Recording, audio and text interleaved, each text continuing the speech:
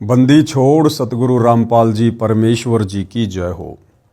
परमपिता परमात्मा सारी सृष्टि के रचनहार, कुल मालिक, असंख्य ब्रह्मांडों के स्वामी, जगत गुरु, तीनों लोकों में प्रवेश करके सबका धारण पोषण करने वाले, राजाधिराज, आत्माधार, नाथों के नाथ, देवों के देव, महादेव, सर्वेश्वर, महेश्वर, मृत्युंजय, अजरो अमर, आदि अनादि, सनातनी प्रभु, जगत पिता जगदीश्वर, श्री श्री 1008 की उपाधि के वास्तविक अधिकारी, अकाल मूर्त, शब्द स्वरूपी राम, वासुदेव, सर्वगतम ब्रह्म, परम पूज्य, प्रथम पूज्य, परम संत, परम पुरुष, परम धनी, परम दयालु, सत्य कबीर, हक्का कबीर, अल्लाहु कबीर, अल्लाहु अकबर, बाखबर, अल्लाह ताला, जगत के तारणहार, जगत के मुक्तिदाता, जगत के जगन्नाथ, हारे के सहारे, हिंदुओं के राम, मुसलमानों के अल्लाह, सिखों के वाहिगुरु, ईसाइयों के मसीह, दया के सागर दयानिधि,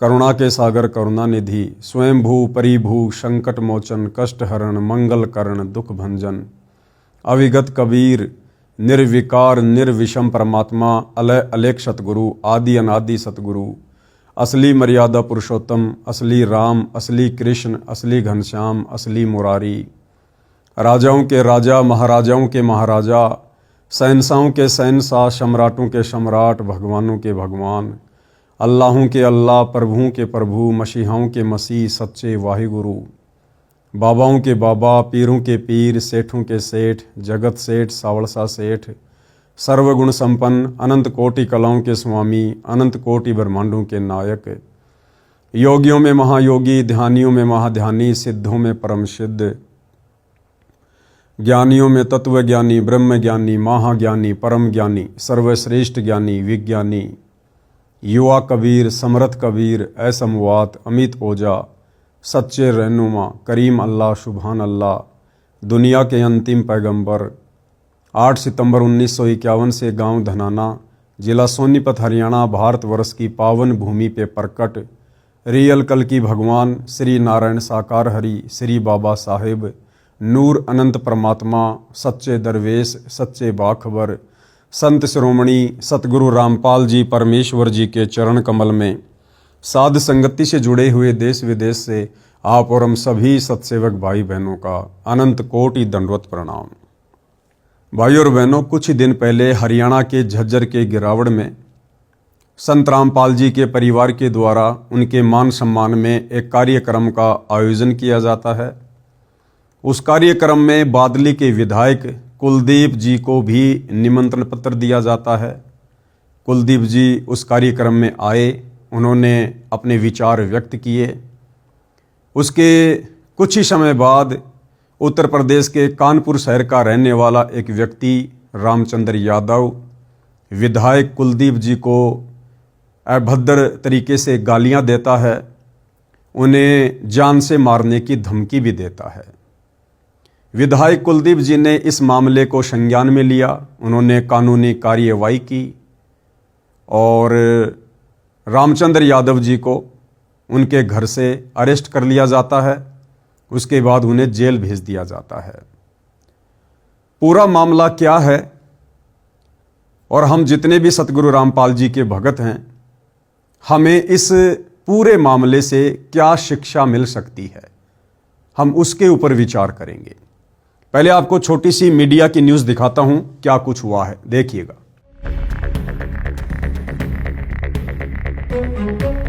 बादली से कांग्रेस विधायक कुलदीप वत्स को जान से मारने की धमकी देने के मामले में पुलिस ने आरोपी को उत्तर प्रदेश के कानपुर से गिरफ्तार कर लिया है। आरोपी की पहचान रामचंद्र यादव के रूप में हुई है, जिसके खिलाफ दिल्ली और उत्तर प्रदेश में पहले से ही कई आपराधिक मामले दर्ज हैं। गौर करने वाली बात ये है कि आरोपी ने खुद को संत रामपाल का अनुयायी बताया है। वहीं आरोपी की गिरफ्तारी के बाद एसीपी क्राइम झज्जर प्रदीप नैन ने बताया कि 12 जनवरी को आरोपी रामचंद्र यादव ने कांग्रेस विधायक कुलदीप वत्स को फोन कर अभद्र भाषा का प्रयोग करते हुए जान से मारने की धमकी दी थी। इस घटना के बाद विधायक कुलदीप वत्स की शिकायत पर थाना सदर झज्जर में आरोपी के खिलाफ मामला दर्ज किया गया। पुलिस जांच में सामने आया है कि 11 जनवरी को झज्जर जिले के गांव गिरावड़ में संत रामपाल के अनुयायियों द्वारा किसान एवं मजदूरों की सहायता के उद्देश्य से आयोजित संत रामपाल सम्मान समारोह में कांग्रेस विधायक कुलदीप वत्स शामिल हुए थे।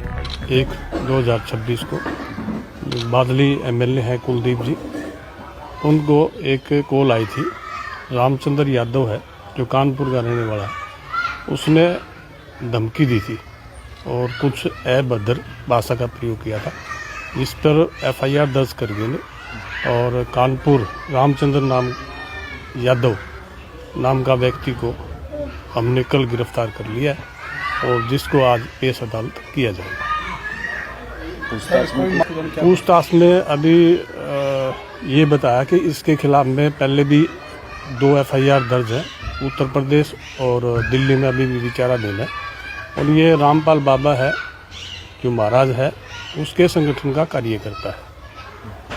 तो इस बिना पर ये पहले भी ऐसी अभद्र भाषा का प्रयोग किया है इसने और इसके खिलाफ पहले भी जेल में रहा है। तो कल इसको गिरफ्तार करके ने आज पेश अदालत किया। तो भाई और बहनों, आपने वीडियो देखा। वीडियो देखकर माजरा क्या है आप जी की समझ में आ गया होगा। रामचंद्र यादव भी सतगुरु रामपाल जी का शिष्य है, उनका भगत है। भाई और बहनों, सन 2014 बरवाला कांड के बाद से संत रामपाल जी के भक्तों की ये अग्नि परीक्षा का समय है और परीक्षा हमेशा अपने गुरुदेव के ज्ञान आधार से दी जाती है, उनके पद चिन्हों पर चलते हुए दी जाती है। ये भक्ति मार्ग सतगुरु रामपाल जी का आने वाले युग परिवर्तन के समय के बाद यानी 2028 के बाद पूरे विश्व में फैलेगा। उसके बाद हजारों वर्षों तक धरती पर यदि किसी की पूजा होगी, किसी की भक्ति होगी, यदि किसी का भक्ति मार्ग चलेगा तो केवल सतगुरु रामपाल जी का यानी यथार्थ 13वां कबीर पंथ ही चलेगा। अब भाई और बहनों, 1000 वर्ष तक यदि सतगुरु रामपाल जी की गैर हाजिरी में उनका यथार्थ 13वां कबीर पंथ चलेगा, भक्ति मार्ग चलेगा,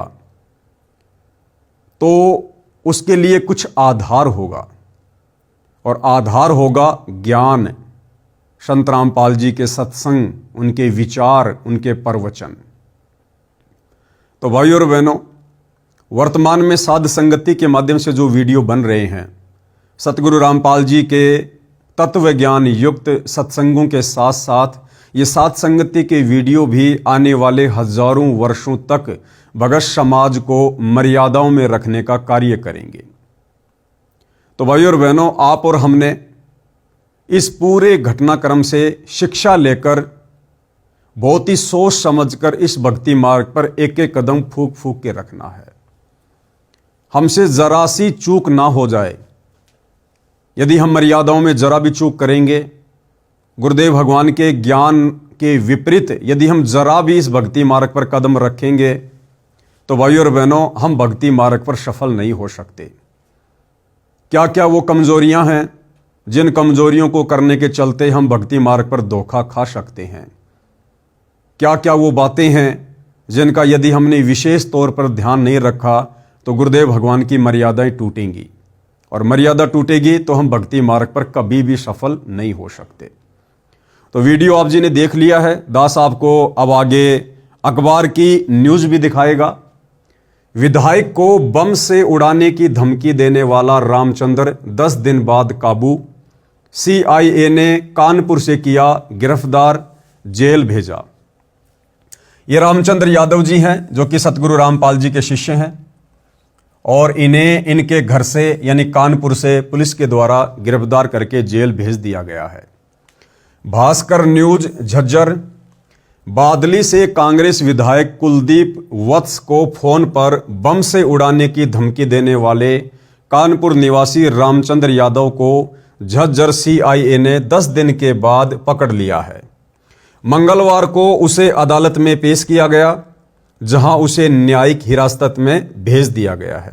एसीपी क्राइम प्रदीप नैन और सीआईए प्रभारी राजेश कुमार ने बताया कि बादली विधायक कुलदीप वत्स ने रामचंद्र यादव के खिलाफ 12 जनवरी को एफआईआर दर्ज कराई थी, जिसमें उन्हें अभद्र भाषा का प्रयोग कर जान से मारने की धमकी दी गई थी।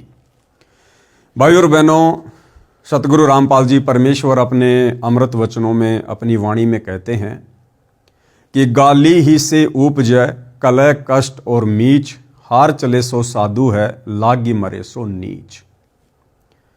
गाली ही से उपजे, एक छोटी सी गाली देने से क्या क्या उत्पन्न हो जाता है? गाली ही से उपजे कलह, कष्ट और मीच, आपस में लड़ाई झगड़ा हो जाता है, बात मार पिटाई तक पहुंच जाती है, बहुत ज्यादा कष्ट उठाना पड़ सकता है। और मीच यानी एक छोटी सी गाली मृत्यु तक भी पहुंच जाती है, पहुंच सकती है। यह सतगुरु रामपाल जी कबीर परमेश्वर जी के अमृत वचन है। हमने परमेश्वर की प्रत्येक वाणी को अपने जीवन में लागू करना है, धारण करना है। रामचंद्र यादव जो कि कानपुर से हैं, सतगुरु रामपाल जी के भगत हैं। सन 2014 में उन्होंने सतलोक आश्रम बरवाला से नाम दीक्षा ली। 2014 बरवाला कांड के बाद जैसे जैसे बरवाला कांड के खुलासे होने लगे और जैसे जैसे भगत समाज के सामने इस प्रकार की बातें आने लगी कि सन 2014 बरवाला कांड में संत रामपाल जी का किसी भी प्रकार से कोई रोल नहीं है, उनका कोई हाथ नहीं था। ना ही तो भक्तों को कमांडो बनाने में, ना ही जजों को भड़काने में, ना ही जजों के खिलाफ पुस्तकें लिखने में। ये सारा का सारा मामला संत रामपाल जी के कलयुगी परिवार के द्वारा, सतलोक आश्रम मैनेजमेंट कमेटी के कुछ लोगों के द्वारा एक षड्यंत्र के तहत रचा गया था। काल प्रेरणा से दुनिया अभी भक्ति मार्ग से अनजान है, अनभिज्ञ है। काल कौन है, काल प्रेरणा क्या है, ये क्यों होता है, कैसे होता है, दुनिया उस समय जानेगी जब सतगुरु रामपाल जी के सत्संग सुनेगी, इस भक्ति मार्ग पर कदम रखेगी, सृष्टि रचना को सुनेगी, पढ़ेगी, समझेगी, तब पता चलेगा काल कौन है और काल की प्रेरणा से क्या क्या कुकर्म वर्तमान में इस देश और दुनिया में हो रहे हैं। तो रामचंद्र यादव जी ने अपने गुरुदेव भगवान की शिक्षाओं को दरकिनार करते हुए, उनकी मर्यादाओं को तोड़ते हुए बादली के विधायक कुलदीप जी को मां बहन की अभद्र गालियां दी, उनको बम से उड़ाने की धमकी दी और जान से मारने की धमकी दी। देखो भाई और बहनों, विधायक चाहे कांग्रेस सरकार का हो, चाहे बीजेपी सरकार का हो, मंत्री, मुख्यमंत्री चाहे किसी भी पार्टी का क्यों ना हो, ये लोग जनप्रतिनिधि होते हैं। ये लोग अध्यात्म और भक्ति मार्ग से कोसों दूर होते हैं।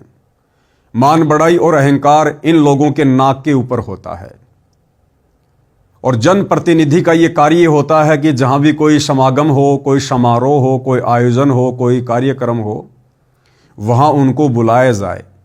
और ये लोग खुशी खुशी वहां पर जाते हैं, क्योंकि वहां जाने से इन लोगों को राजनीतिक फायदे होते हैं।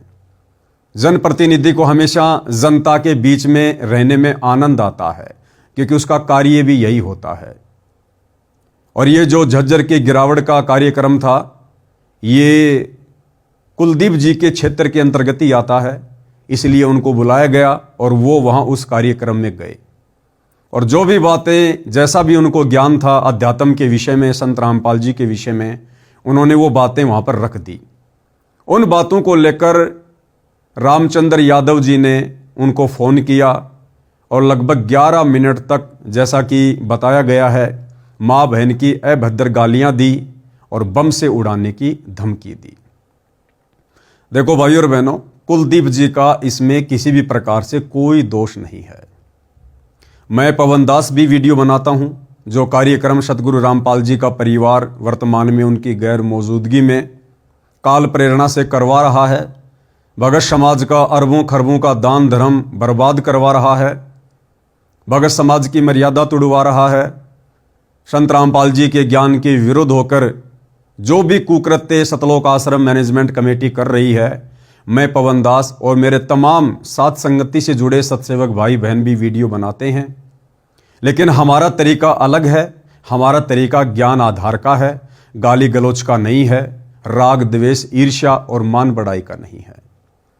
रामचंद्र जी ने अपने गुरुदेव की मर्यादा तोड़ी, क्योंकि गुरुदेव के भक्ति विधान में किसी को गाली देना नहीं लिखा है। गुरुदेव अपनी वाणी में कहते हैं कि गाली ही से उपजे कलह कष्ट और मीच, भाई हार चले सो साधु है और लागी मरे सो नीच। भगत किसी को गाली दे ये तो बहुत दूर की बात है। यदि भगत को कोई गाली देता है बेवजह तो भगत ने उसके प्रति उत्तर में उसको कुछ नहीं कहना है, कोई गाली नहीं देनी है, कुछ भी अपशब्द नहीं कहना है। भगत ने अपनी हारी लिख देनी है कि हरिजन तो हारा भला और जीतन दे संसार, हारा तो हरि सो मिले और जीता यम की लार। गुरुदेव भगवान हमें आगे शिक्षा देते हैं कि जो तोकू काटा बोवे वाको बोतू फूल, तोहे फूल के फूल हैं वाको हैं त्रिशूल। एक भगत के क्या लक्षण हैं, एक भगत का कैसा स्वभाव होता है, एक भगत का कैसा आचार विचार व्यवहार होता है, ये संत रामपाल जी का शिष्य होने के बावजूद रामचंद्र जी ने नहीं दर्शाया। जबकि विधायक कुलदीप जी ने रामचंद्र जी को, जैसा कि सूत्र बताते हैं, विधायक जी ने रामचंद्र जी को प्रति उत्तर में ऐसी मां बहन की कोई भी गाली नहीं दी। तो भाइयों और बहनों, संत रामपाल जी का भगत होने के बावजूद रामचंद्र यादव जी ने मर्यादा तोड़ी, परमेश्वर की वाणियों को लांघा, उल्लंघना की, अपनी मर्यादा तोड़ी। और उधर एक व्यक्ति जो संत रामपाल जी का भगत भी नहीं है, जनप्रतिनिधि है, उन्होंने फिर भी एक सभ्य व्यक्ति की भूमिका निभाते हुए और उन्होंने रामचंद्र जी को समझाने का प्रयास किया। लेकिन जिस प्रकार से उनको धमकी दी गई बम से उड़ाने की, जान से मारने की, भाई और बहनों डर सबको लगता है। इससे पहले भी रामचंद्र जी हरियाणा में काफ़ी लोगों को, काफ़ी नेताओं को इस प्रकार की अभद्र गालियां दे चुका है। तो बम से उड़ाने की धमकी के बाद बादली के विधायक कुलदीप जी ने कानूनी कार्रवाई करवाई, जिसके तहत रामचंद्र जी को पुलिस पकड़कर लेकर आई और उनको जेल भेज दिया गया। तो कहने का मतलब भाई और बहनों, इस परीक्षा के समय में, अग्नि परीक्षा के समय में, इस रामचंद्र यादव के प्रकरण से आप और हमने शिक्षा लेनी है। ये परमात्मा, ये कबीर देव सतगुरु रामपाल जी भगवान, ये किसी का सगा नहीं है। काल और कबीर परमेश्वर जी का तपतशिला पर जो एग्रीमेंट हुआ था वो शायद हम भाई बहन भूल जाते हैं।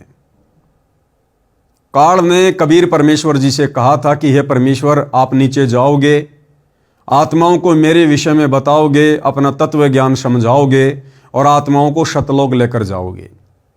लेकिन परमेश्वर, मेरी एक प्रार्थना है, आप जबरदस्ती किसी के साथ ना करना। आप नीचे जाकर सत्संग सुनाना, अपना ज्ञान बताना, अपनी मर्यादा बताना कि एक भगत किन किन मर्यादाओं में रहकर कैसे अपने गुरुदेव के वचन में रहकर पूर्ण मोक्ष प्राप्त कर सकता है। और एक भगत ने यदि मर्यादा तोड़ी, गुरु के वचन को तोड़ा, तो वो यही काल के लोक में धक्के खाएगा। तो परमेश्वर ने काल के इस वचन को, इस प्रार्थना को स्वीकार किया और परमेश्वर ने कहा कि ऐसा ही होगा। जो मेरे ज्ञान में रहेगा, जो मेरे वचन में रहेगा, जो मेरी मर्यादाओं को मानेगा, मैं केवल उसी को सतलोक लेकर जाऊंगा। तो यहां पर रामचंद्र जी ने एमएलए कुलदीप जी को मां बहन की गालियां निकालकर परमेश्वर जी का अमर विधान तोड़ा है। और भाइयों और बहनों, जैसे ही रामचंद्र जी ने परमेश्वर के विधान को तोड़ा, तुरंत उनके ऊपर काल ने एक्शन लिया और उनको जेल में डलवा दिया। हालांकि ये बात अलग है कि रामचंद्र जी जेल में 10 दिन रहेंगे, 15 दिन रहेंगे, 1 महीने रहेंगे या 6 महीने रहेंगे, ये उस मुकदमे के ऊपर है और रामचंद्र जी के व्यवहार के ऊपर है। वो विधायक से माफ़ी मांगते हैं या नहीं मांगते हैं, इस मामले को सुलझाने में रामचंद्र जी की और विधायक की आपस में क्या सहमति होगी, ये बाद की बातें हैं, ये कानूनी मैटर है। आप और हम भाई बहनों ने जो शिक्षा लेनी है वो ये है कि आप और हमने शौपन में भी सतगुरु रामपाल जी परमेश्वर जी की मर्यादाओं को नहीं तोड़ना है। ये हमारी अग्नि परीक्षा का समय है। यदि हमने परमेश्वर की मर्यादाओं को तोड़ा, गुरु वचन को तोड़ा, तो इस समय भाई और बहनों ये काल अपने 1000 हाथ और 1000 मुख खोल कर खड़ा हुआ है। काल कसाई तक तक मारे, पग पग पे यो बाणा। आप और हमने ज्ञान आधार के साथ साथ बुद्धि विवेक से भी काम लेना है। भक्ति मार्ग में संत रामपाल जी के सुयोग्य भगत होने के साथ साथ हम एक अच्छे सामाजिक व्यक्ति भी हैं। हमने समाज में एक अच्छे नागरिक की तरह रहना है, व्यवहार करना है, क्योंकि समाज हमें हर प्रकार से देख रहा है, जांच रहा है। यदि सतगुरु रामपाल जी के नाम की छाप लगवाने के बाद, उनसे उपदेश लेने के बाद यदि हमने अपने गुरुदेव भगवान की किसी भी प्रकार से बदनामी करवाई, क्योंकि आप और हमें कोई नहीं जानता संत रामपाल जी का वो भगत जो मर्यादा में रहकर भक्ति करता है, उसकी पहचान उसके आसपास के क्षेत्र में, उसके समाज में, उसके गांव में, उसकी रिश्तेदारियों में ऑटोमेटिक हो जाती है। उसके बाद अगर संत रामपाल जी का भगत कोई भी गलती करता है, कोई भी सामाजिक या आध्यात्मिक मर्यादा तोड़ता है, तो उसके बाद बदनामी उस भगत की नहीं होती है, बदनामी सीधे सीधे संत रामपाल जी की होती है। और अपने गुरु की बदनामी का कारण बनकर, गुरु निंदा का कारण बनकर वो भगत फिर परमात्मा का दोषी बनता है, मोक्ष से भी वंचित रह जाता है। तो सबसे पहली शिक्षा आप और हमने वर्तमान में अग्नि परीक्षा के समय में अपने गुरुदेव भगवान की प्रत्येक मर्यादाओं को जान पर खेल कर निभाना है। बहुत सारी परीक्षा गुरुदेव भगवान जबरदस्ती लेगा। जानबूझ के सतगुरु रामपाल जी भगवान हम भक्तों के सामने इस अग्नि परीक्षा के समय ऐसी ऐसी परिस्थितियां पैदा करेंगे जो हमें सोचने पर मजबूर कर देंगी, हमें धर्म संकट में डाल देंगी। जिस प्रकार सेऊ, सम्मन और नेकी की परीक्षा लेने के लिए परमात्मा जी ने ऐसी परिस्थितियां प्रकट कर दी, उस दिन नेकी को और सम्मन को किसी ने 2 किलो आटा भी उधार नहीं दिया। क्या ऐसा संभव है? इतने बड़े नगर में, इतने बड़े गांव में कोई व्यक्ति 2 किलो आटा उधार भी ना दे? अवश्य देते, लेकिन परमेश्वर ने उस दिन उन आत्माओं की परीक्षा लेनी थी, इसलिए परमात्मा ने सभी नगरवासियों में प्रेरणा कर दी और किसी ने भी उधार आटा नहीं दिया, क्योंकि परमेश्वर ने अपनी आत्माओं के भाव देखने थे, उनकी श्रद्धा देखनी थी, उनके ज्ञान आधार को चेक करना था, उनके बुद्धि विवेक को परमात्मा ने परखना था। तो इसी प्रकार भाई और बहनों, रामचंद्र यादव की भी ये एक परीक्षा थी। अब रामचंद्र यादव ने गाली देना लोगों को शुरू क्यों किया, यह भी एक बहुत बड़ा सवाल है कि संत रामपाल जी का भगत तो कभी किसी को गालियां नहीं देता है। संत रामपाल जी का भक्ति विधान तो कहता है कि जो तोकू काटा बोवे वाको बोतू फूल, तो ये फूल के फूल हैं वाको हैं त्रिशूल। फिर रामचंद्र यादव के अंदर ये गाली देने की गंदी प्रवृत्ति कैसे पैदा हुई, क्यों पैदा हुई, कहां से पैदा हुई? इसका मतलब मर्यादा बहुत पहले से टूटी हुई है।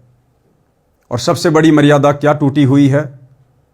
सन 2014 बरवाला कांड के बाद सन 2015 में मैं पवन दास प्रथम बार रामचंद्र यादव के संपर्क में आया।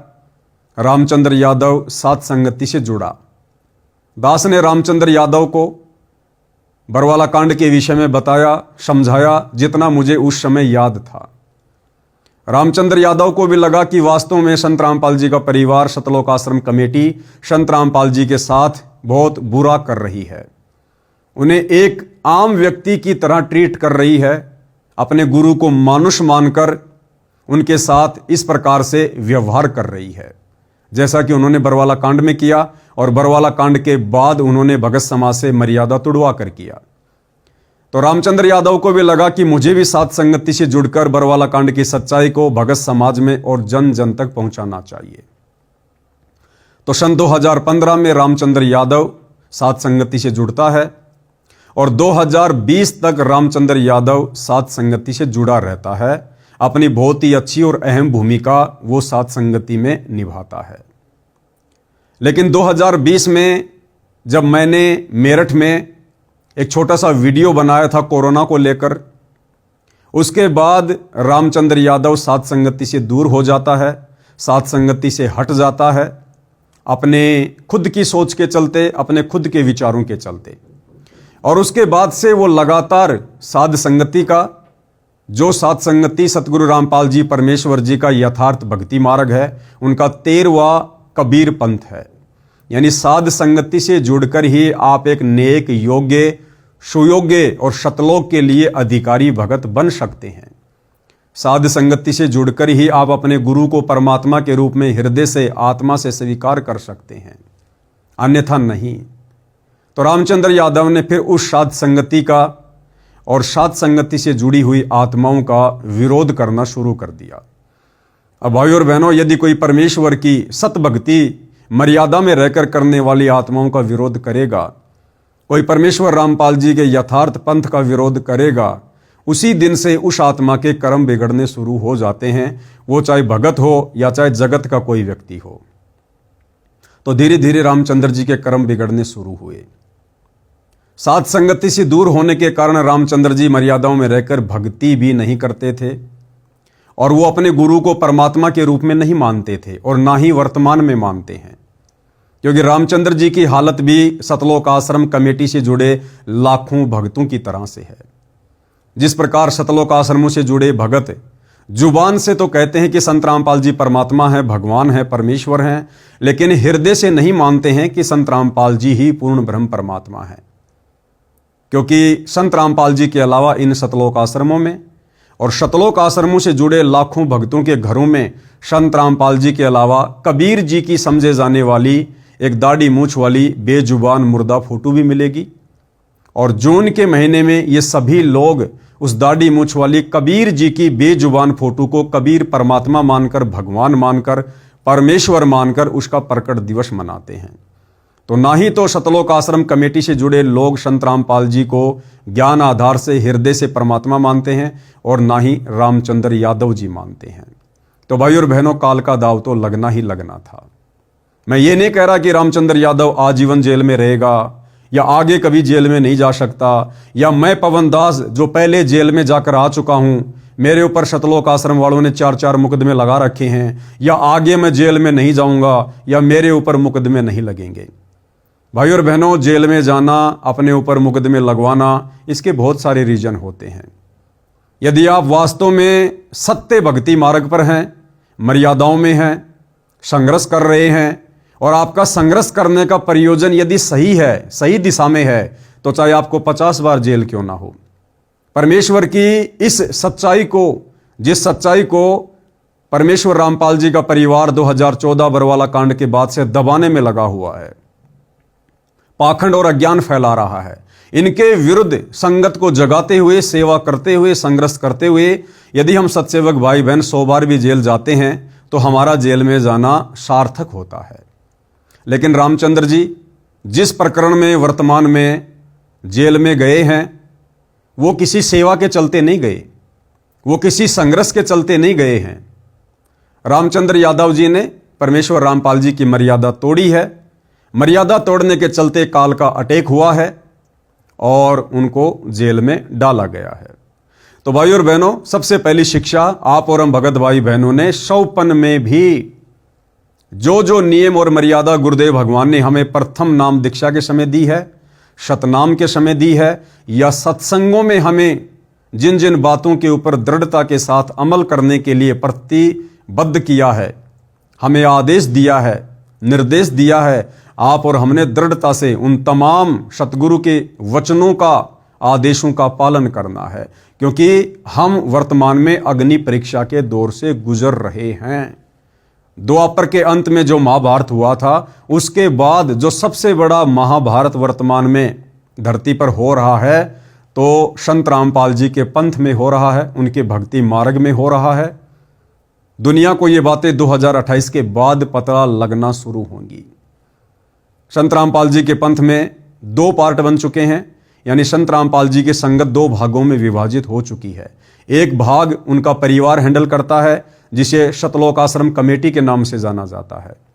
दूसरा पार्ट आप और हम सभी साथ संगति से जुड़े हुए सत्सेवक भाई बहन हैं, जो अपने गुरुदेव भगवान की गैर हाजिरी में उनके सत्संगों को आधार बनाकर, अपने गुरु को ही परमात्मा कबीर जी मानकर और नेक नीति ईमानदारी से अपना काम करते हुए, संघर्ष करते हुए, मर्यादाओं में रहते हुए अपनी भक्ति को कर रहे हैं। तो कुलदीप वत्स जो कि बादली से विधायक हैं, इस प्रकरण में उनका किसी भी प्रकार से कोई दोष नहीं है। वो एक जनप्रतिनिधि है और जहां उनको बुलाया जाएगा किसी भी कार्यक्रम में और जैसा वे उचित समझेंगे वो वहां जाएंगे, वो अपने कुछ भी विचार व्यक्त करेंगे। भाई और बहनों, ये कर्म प्रधान क्षेत्र है। कर्म चाहे भगत करे, चाहे विधायक करे, चाहे देश का प्रधानमंत्री करे, समय आने पर वो व्यक्ति अपने कर्म का भोग भोगता है। हम सतगुरु रामपाल जी के भगत होने के नाते यदि कोई व्यक्ति कुछ अपशब्दों का प्रयोग करता है, गलत भाषा का प्रयोग करता है, ज्ञान विरुद्ध बातें रखता है, तो हम केवल उनको समझा सकते हैं एक सभ्य भाषा में। एक संदेशा हम उस तक पहुंचा सकते हैं कि विधायक जी, आप जी ने उस कार्यक्रम में जिस प्रकार की बातें की हैं वो बातें आप जी को शोभा नहीं देती हैं, वो बातें संत रामपाल जी के पंथ और उनके मार्ग, उनके भक्ति विधान के विपरीत हैं, आपको ऐसा कहना शोभा नहीं देता है। इस प्रकार से हम किसी को बता सकते हैं, समझा सकते हैं, लेकिन माँ बहन की गालियां देना, सीधे सीधे किसी को बम से उड़ाने की धमकी देना, जान से मारने की धमकी देना, ये परमेश्वर रामपाल जी के सत भक्ति मार्ग में दूर दूर तक नहीं है। और ना ही सतगुरु रामपाल जी कभी अपने भक्तों को इस प्रकार की घटिया शिक्षा देते हैं। तो सबसे पहली शिक्षा, आप और हमने शौपन में भूल कर भी अपने गुरुदेव की मर्यादाओं को नहीं तोड़ना है। हालांकि रामचंद्र यादव बहुत अच्छा इंसान है, अच्छा भगत है, लेकिन भाई और बहनों, इस भक्ति मार्ग में आपके अंदर लाख अच्छाइयां हैं। यदि आपने जरा भी मर्यादा तोड़ दी, काल सर पर बैठा होता है, उसी समय अटैक करेगा। आपकी 100 अच्छाइयों को एक पल में आपकी एक छोटी सी गलती करने के चलते वो मिट्टी में मिला देगा, धूल में मिला देगा। और गुरुदेव भगवान कहते हैं कि भाई, मेरे पंथ में, मेरे मार्ग में आप चाहे कितने अच्छे भगत हैं, कितने बड़े भगत हैं, कितने ही वक्ता भगत हैं, आपको कितना ही ज्ञान समझ में आ गया हो, लेकिन इस मार्ग में यदि आपने जरा सी मर्यादा कर दी, जरा सी त्रुटि कर दी, तो परमेश्वर आपको मोक्ष प्रदान नहीं करेगा, परमेश्वर आपको सतलोक में लेकर नहीं जाएगा। हमने हर प्रकार से, हर मर्यादाओं में रहकर ही भक्ति पर अपने आप को सुचारू रखना है। हमने हर कदम पर अपने गुरुदेव भगवान को प्रसन्न रखना है। गुरुदेव कहते हैं कि जिन बातों से गुरु दुख पावे, उन बातों को दूर भगावे। तो किसी को गाली देने से, किसी के साथ अभद्र बातें करने से, मार पिटाई की बातें करने से सतगुरु रामपाल जी भगवान कभी भी प्रसन्न नहीं होंगे। तो भाई और बहनों, आप और हमने विशेष तौर पर इन बातों का ध्यान रखना है। तो क्या कुछ कहा जा रहा है? बादली से कांग्रेस विधायक कुलदीप को फोन पर बम से उड़ाने की धमकी देने वाले कानपुर निवासी रामचंद्र यादव को झज्जर सीआईए ने 10 दिन के बाद पकड़ लिया है। मंगलवार को उसे अदालत में पेश किया गया, जहां उसे न्यायिक हिरासत में भेज दिया गया है।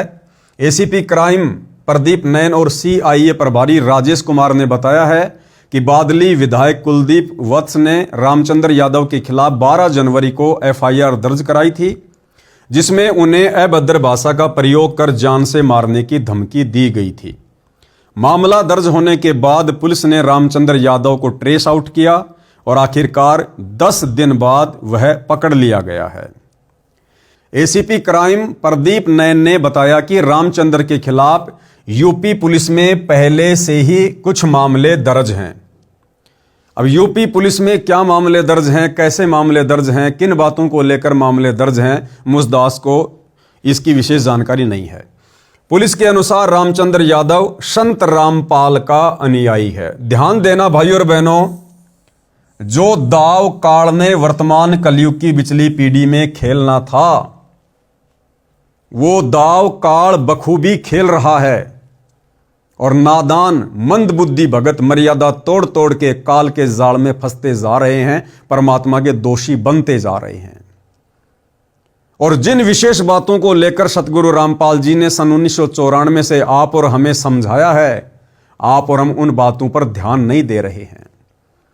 भाई और बहनों, गुरुदेव भगवान हमें बार बार बताते हैं कि पुण्यात्माओं, ये कलयुग की बिचली पीढ़ी है, मोक्ष का प्राइम टाइम है और इस समय काल और दयाल ये दो शक्तियां हैं। काल कौन है? ये ब्रह्मा विष्णु महेश का पिता है, दुर्गा का पति है, 21 ब्रह्मांड का नकली भगवान है, जिसने आप और हम सभी आत्माओं को यहां पर फंसा के रखा हुआ है। और दयाल कौन है? ये कबीर परमात्मा है, जो वर्तमान में सतगुरु रामपाल जी के नाम से धरती पर प्रकट हैं। काल क्या करेगा? काल पूरी कोशिश करेगा कि हम मर्यादाओं में रहकर भक्ति ना करें, हम किसी भी पॉइंट पर सतगुरु को नाराज कर दें, हम सतगुरु के दिल से नीचे गिर जाएं, नीचे उतर जाएं। क्योंकि परमेश्वर जी की वाणी है, जो काल को भली भांति पता है कि सतगुरु के दिल से उतरे वो शब्द बिहू ना होए, उसको काल घसीट ही राख सके ना कोई।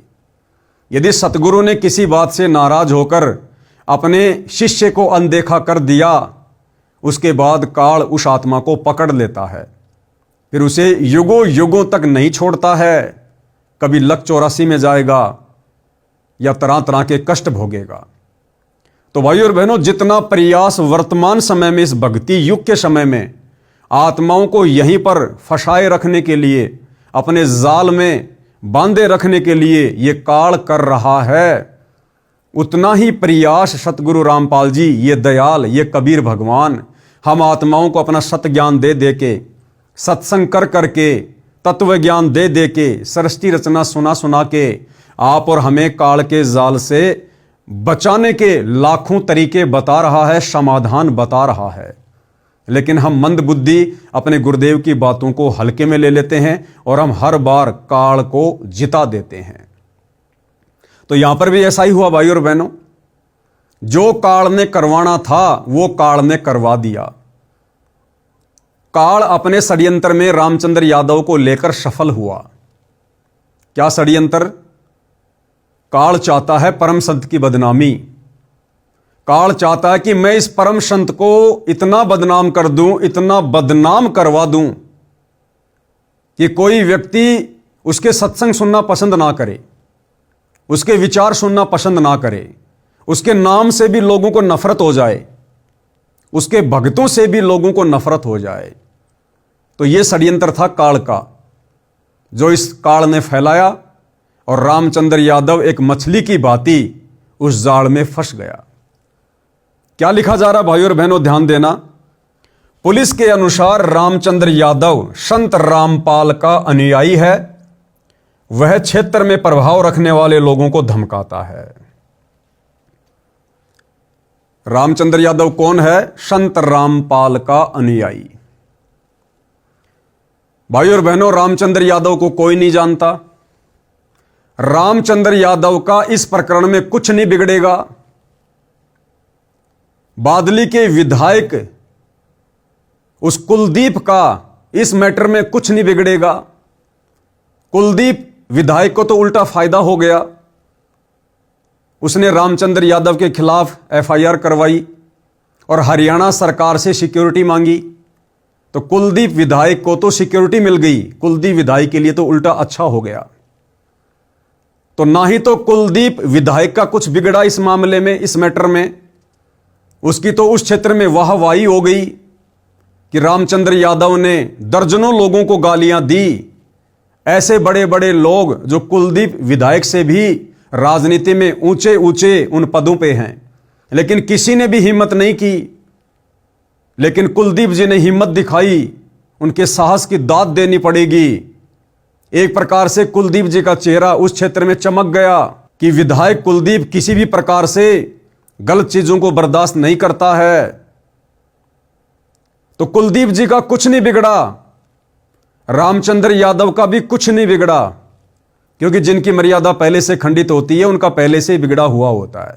तो ना ही तो इस पूरे प्रकरण में बादली के विधायक कुलदीप वत्स का कुछ बिगड़ा, ना ही कानपुर के रामचंद्र यादव का कुछ बिगड़ा, और ना ही भाइयों और बहनों सतलोक आश्रम कमेटी वालों का कुछ बिगड़ा। जिस सतलोक आश्रम कमेटी ने रामचंद्र यादव को कानपुर से पकड़वाने में कुलदीप वत्स के साथ मिलकर अहम भूमिका निभाई है, इन तीनों का यहां कुछ नहीं बिगड़ा। लेकिन यहां पर पूरे हरियाणा में समाचार पत्रों के माध्यम से, मीडिया के माध्यम से जम के बदनामी किसकी हुई? जम के बदनामी किसकी हो रही है? रामचंद्र यादव कौन है? संत रामपाल का अनुयायी। हर मीडिया वाले, हर टीवी चैनल वाले, हर न्यूज़पेपर वाले क्या लिख रहे हैं कि रामचंद्र यादव कुलदीप को धमकी देने वाला गैंगस्टर बदमाश संत रामपाल का अनुयायी है। तो भाइयों और बहनों, इस पूरे प्रकरण में बदनामी किसकी हुई? संत रामपाल जी की। लोग तरह तरह की बातें कर रहे हैं। जैसे लोगों ने ये न्यूज पढ़ी, तरह तरह की बातें लोगों के दिमाग में आई, आपस में चर्चा भी शुरू होती है कि देखो भाई, जैसा बाबा रामपाल वैसे ही उसके भगत है। अरे ये समाज तैयार कर रहा है बाबा रामपाल, गैंगस्टर तैयार कर रहा है, गैंगस्टर बदमाश तैयार कर रहा है बाबा रामपाल। जैसा खुद बाबा रामपाल, वैसा ही बाबा रामपाल अपने भगत तैयार कर रहा है। क्योंकि भाई और बहनों, जिस प्रकार से बरवाला कांड 2014 में संत रामपाल जी के नालायक परिवार ने अपनी मनमानी हरकतों के चलते जो ब्लैक कमांडो आश्रम में भक्तों को बनाकर बाहर खड़े किए थे पुलिस प्रशासन के सामने मरने मारने के लिए, जिस बरवाला कांड में संत रामपाल जी के परिवार की मनमानियों के चलते 6 भक्तों की मौत हुई, मर्डर का मुकदमा संत रामपाल जी पर लगा, देशद्रोह का मुकदमा संत रामपाल जी पर लगा, इस तमाम प्रकरण में केवल संत रामपाल जी की ही बदनामी हुई। संत रामपाल जी के परिवार को कोई नहीं जानता, गले का कुत्ता भी नहीं जानता उनका भाई कौन है, उनके बेटा बेटी कौन है। बदनामी बरवाला कांड के प्रकरण में संत रामपाल जी की, क्योंकि आश्रम किसका? संत रामपाल जी का। भगत किसके? संत रामपाल जी के।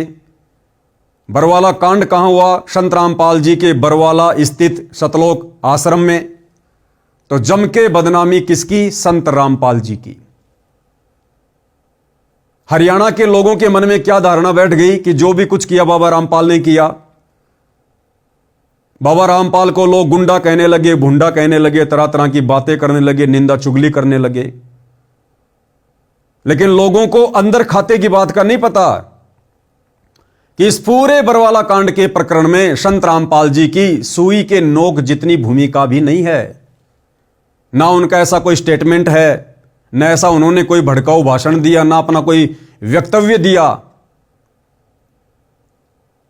यहां तक कि बरवाला कांड के बाद संत रामपाल जी ने मीडिया को साफ साफ शब्दों में कहा, जब मीडिया वालों ने संत रामपाल जी से सवाल किया कि आश्रम के बाहर आपके इतने गुंडे खड़े हुए थे, आप अपने आप को संत कहते हैं, तो संत रामपाल जी ने साफ साफ शब्दों में कहा कि वो मेरे नहीं थे, कि भैया जिन भक्तों को काले काले कपड़े पहनाकर हाथों में डंडे पत्थर बंदूकें देखकर जो बाहर कमांडो बनाकर खड़ा किया हुआ था, वो मेरे नहीं थे, राष्ट्रीय समाज सेवा समिति के थे। ये राष्ट्रीय समाज सेवा समिति क्या है? संत रामपाल जी के भाई ने, संत रामपाल जी के परिवार ने काल प्रेरणा से, क्योंकि जो व्यक्ति मर्यादा तोड़ देता है, गुरु के वचन को तोड़ देता है, गुरु को मानुष मानता है, फिर काल उसकी गर्दन मरोड़ता है, उसके सिर पर बैठता है, अपने हिसाब से उसको चलाता है। तो संत रामपाल जी का परिवार, उनका भाई, सतलोक आश्रम कमेटी कभी भी संत रामपाल जी को परमात्मा की दृष्टि से नहीं देखा करते थे। उन लोगों ने बरवाला कांड से पहले ही मनमानियां करनी शुरू कर दी थी, अपनी भक्ति विरुद्ध हरकतें तेज करना शुरू कर दी थी। तो सतगुरु वचन टूटने से, सतगुरु मर्यादा टूटने से काल का दाव लगा और काल प्रेरणा से संत रामपाल जी के परिवार ने बरवाला कांड जैसी घटना को जन्म दिया।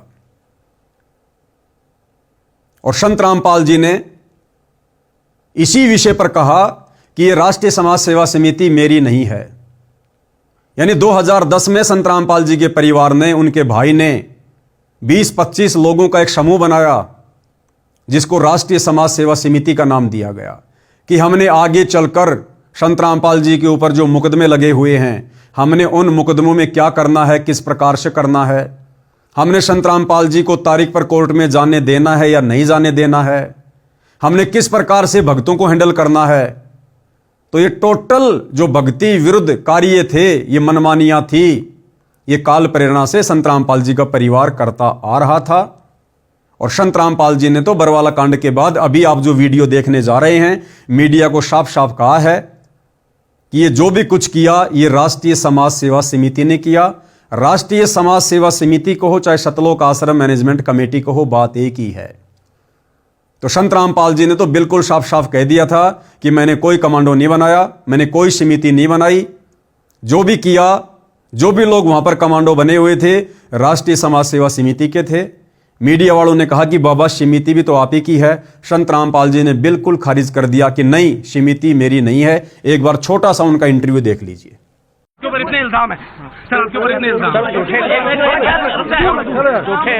झूठे कैसे हैं आपके ऊपर? आपके गुंडे इतने खड़े थे वहाँ पे, हजारों आदमी हरियाणा पुलिस से। मेरे नीचे राष्ट्रीय समाज सेवा समिति नहीं तो आपकी समिति है। अरे आपकी समिति है बाबा। आप अपने आप को संत कहते हैं, आप संत कहना लायक भी है। आप आपसे भी जवाब दीजिए। आपके वहाँ इतनी फोर्स, इतने गुंडे, इतने आर्मी खड़ी है हरियाणा पुलिस के ऊपर। तो भाइयों और बहनों, जिस प्रकार से संत रामपाल जी ने अपनी वीडियो में कहा कि समिति मेरी नहीं है, ना मैंने कोई कमांडो बनाए। अब यदि समिति संत रामपाल जी की नहीं है तो समिति में जितने भी लोग थे वो भला संत रामपाल जी के कैसे हुए? अर्थात संत रामपाल जी के परिवार ने, मुख्य भक्तों ने बरवाला कांड में अपनी अहम भूमिका अदा की इस घटना को जन्म देने में। और इस पूरे प्रकरण में जम के बदनामी किसकी हुई? संत रामपाल जी की। निर्दोष होते हुए सारे मुकदमे अपने ऊपर लेकर पिछले 11 वर्षों से जेल कौन काट रहे हैं? संत रामपाल जी। ठीक वही कार्य बादली के विधायक कुलदीप जी को गालियां देकर या अन्य लोगों को गालियां देकर रामचंद्र यादव ने किया। यानी काल के कार्य को ही ये लोग आगे बढ़ा रहे हैं। यहां रामचंद्र जी को कोई नहीं जानता। कुछ दिन जेल में रह के आएगा, वापस अपने घर चला जाएगा। दुनिया भूल जाएगी कौन रामचंद्र, क्या मैटर। कुलदीप विधायक, इस मैटर को भी लोग भूल जाएंगे। सतलोक आश्रम मैनेजमेंट कमेटी ने क्या किया, क्या नहीं किया, लोग भूल जाएंगे। लेकिन जम के बदनामी काल ने किसकी करवाई? संत रामपाल जी की। गालियां किसको दिलवाई? संत रामपाल जी को। तो भाई और बहनों, काल जो चाहता था वो कार्य रामचंद्र जी के माध्यम से उसने किया, वर्तमान में सतलोक आश्रम कमेटी के माध्यम से कर रहा है। तो जिस प्रकार से ये सतलोक आश्रम मैनेजमेंट हरियाणा, संत रामपाल जी का परिवार और रामचंद्र जैसे भगत जो मर्यादा तोड़कर कुछ भी अनाप शनाप बोलते हैं, जो काल को मौका दे रहे हैं, आप और हम साथ संगति से जुड़े सत्सेवक भाई बहनों ने इस अग्नि परीक्षा के समय में एक एक कदम फूंक फूंक के रखना है। हमारे किसी भी वक्तव्य से, हमारे किसी भी शब्द से, हमारी किसी भी कार्य प्रणाली से यदि हमारे पूज्य गुरुदेव सतगुरु रामपाल जी, परमेश्वर जी के नाम के ऊपर बदनामी का छींटा लगता है तो आप और हम परमेश्वर के महादोषी बनते हैं। फिर हम उम्मीद ना करें कि इस कलयुग की बिचली पीढ़ी में हमारा मोक्ष हो जाएगा। तो ये बात भाई और बहनों, आप और हमने विशेष तौर पर ध्यान रखनी है। ऐसी गलतियां आप और हमने इन घटनाओं से सबक लेकर, शिक्षा लेकर निकट भविष्य में दोहराने से बचना है। साथ संगति का मतलब यही है कि हर पॉइंट पर हम सजग रहें, सावधान रहें। ये काल कहां कहां और कैसे कैसे, किन किन घटनाओं के माध्यम से भगत की मर्यादा तुड़वाएगा, सतगुरु के दिल से भगत को नीचे गिराएगा, क्या क्या जाल फैलाएगा, क्या क्या सूक्ष्म चाल चलेगा। ये सात संगतियां परमात्मा ने इसीलिए शुरू करवाई है कि हम एक एक पॉइंट पर बहुत गहनता से विचार करें कि दुनिया हमें नहीं जानती, बदनामी हमारे गुरु की होगी। पुलिस के अनुसार रामचंद्र यादव संत रामपाल का अनुयायी है। वह क्षेत्र में प्रभाव रखने वाले लोगों को धमकाता है। आगे क्या लिखा है? बादली विधायक ने भी इस बात को माना था कि संत रामपाल की कमेटी ने उनके बादली हलके में 4 से 5 करोड़ रुपए की राहत क्षेत्र के लोगों को दी थी। तब वे गिरावड़ गांव में 11 जनवरी के हुए संत रामपाल के कार्यक्रम में गए थे। इसी बात से खुन्नस खाकर रामचंद्र ने उन्हें धमकी दी थी। साथ ही प्रदेश के अन्य विधायकों, पूर्व मंत्रियों को, पूर्व विधायक को भी उसने धमकाया था, लेकिन किसी ने भी उसके खिलाफ कोई कदम नहीं उठाया। ये रामचंद्र जी हैं। आगे क्या लिखा है? रामचंद्र पुलिस की गिरफ्त में। रामचंद्र यादव ई रिक्शा चलाकर पाल रहा है परिवार। बादली विधायक को अभद्र भाषा का प्रयोग कर धमकाने वाला रामचंद्र यादव सामान्य परिवार से है, मूल रूप से कानपुर का रहने वाला है। मौजूदा समय में यह कानपुर में ही ई रिक्शा चलाकर अपना परिवार पालता है। इसके 2 बच्चे हैं जो दिल्ली में पढ़ते हैं। भाई और बहनों, शिक्षा लेनी है हमने। शिक्षा, दुनिया का मार्ग और भक्ति मार्ग, इस मार्ग में रात और दिन का अंतर होता है। दुनिया को अपने भविष्य का ज्ञान नहीं है, दुनिया को अध्यात्म का ज्ञान नहीं है, दुनिया को मोक्ष का ज्ञान नहीं है। दुनिया केवल दुनियादारी को ही जानती है, पहचानती है, समझती है कि यदि हमारे पास में पैसा होगा, 4 लोग हमें जानते होंगे, तो समाज में हमारी इज्जत होगी, अच्छे से रहेंगे, खाएंगे, पिएंगे। जिसके पास अच्छा पैसा है, बढ़िया प्रॉपर्टी है, बस वो इंसान समझो उसने अपने जीवन को सफल कर लिया।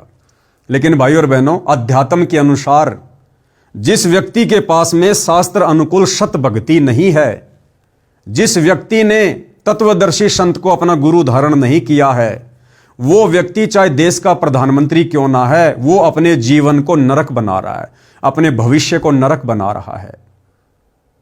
सतगुरु से उपदेश ना लेकर, सत भक्ति शुरू ना करके, आज भले कोई देश का प्रधानमंत्री है, बहुत बड़ा विधायक है, मंत्री है, अगले जन्म में वो लक 84 योनि में जाएगा, गधे, कुत्ते, सुअर के शरीर भोगेगा, तरह तरह के कष्ट, यातनाएं, पीड़ाओं का सामना करेगा, नरक में जाएगा। फिर कभी मनुष्य जन्म मिला, फिर ना जाने वो मंत्री रहे ना रहे, कैसा जीवन मिले। आज आप देख रहे हैं रोडों पर किस प्रकार से मनुष्य जन्म प्राप्त करके भी लोग सारा दिन दिए बाबा, 2 पैसे के लिए सारा दिन दुनिया का मुंह देखते रहते हैं। तो भाई और बहनों, भक्ति मार्ग और जगत का मार्ग, इसमें रात और दिन का अंतर है। तो यहां पर क्या लिखा गया है कि रामचंद्र यादव की 2 संतान हैं, एक लड़का है, एक लड़की है, क्योंकि दास तो पर्सनली जानता है, एक लड़का, एक लड़की। भाई और बहनों, रामचंद्र यादव का काम पहले बहुत अच्छा चलता था। 1-2 गाड़ियां थी उसके पास में, स्कूल में लगा रखी थी, बच्चों को लाता था, छोड़ता था।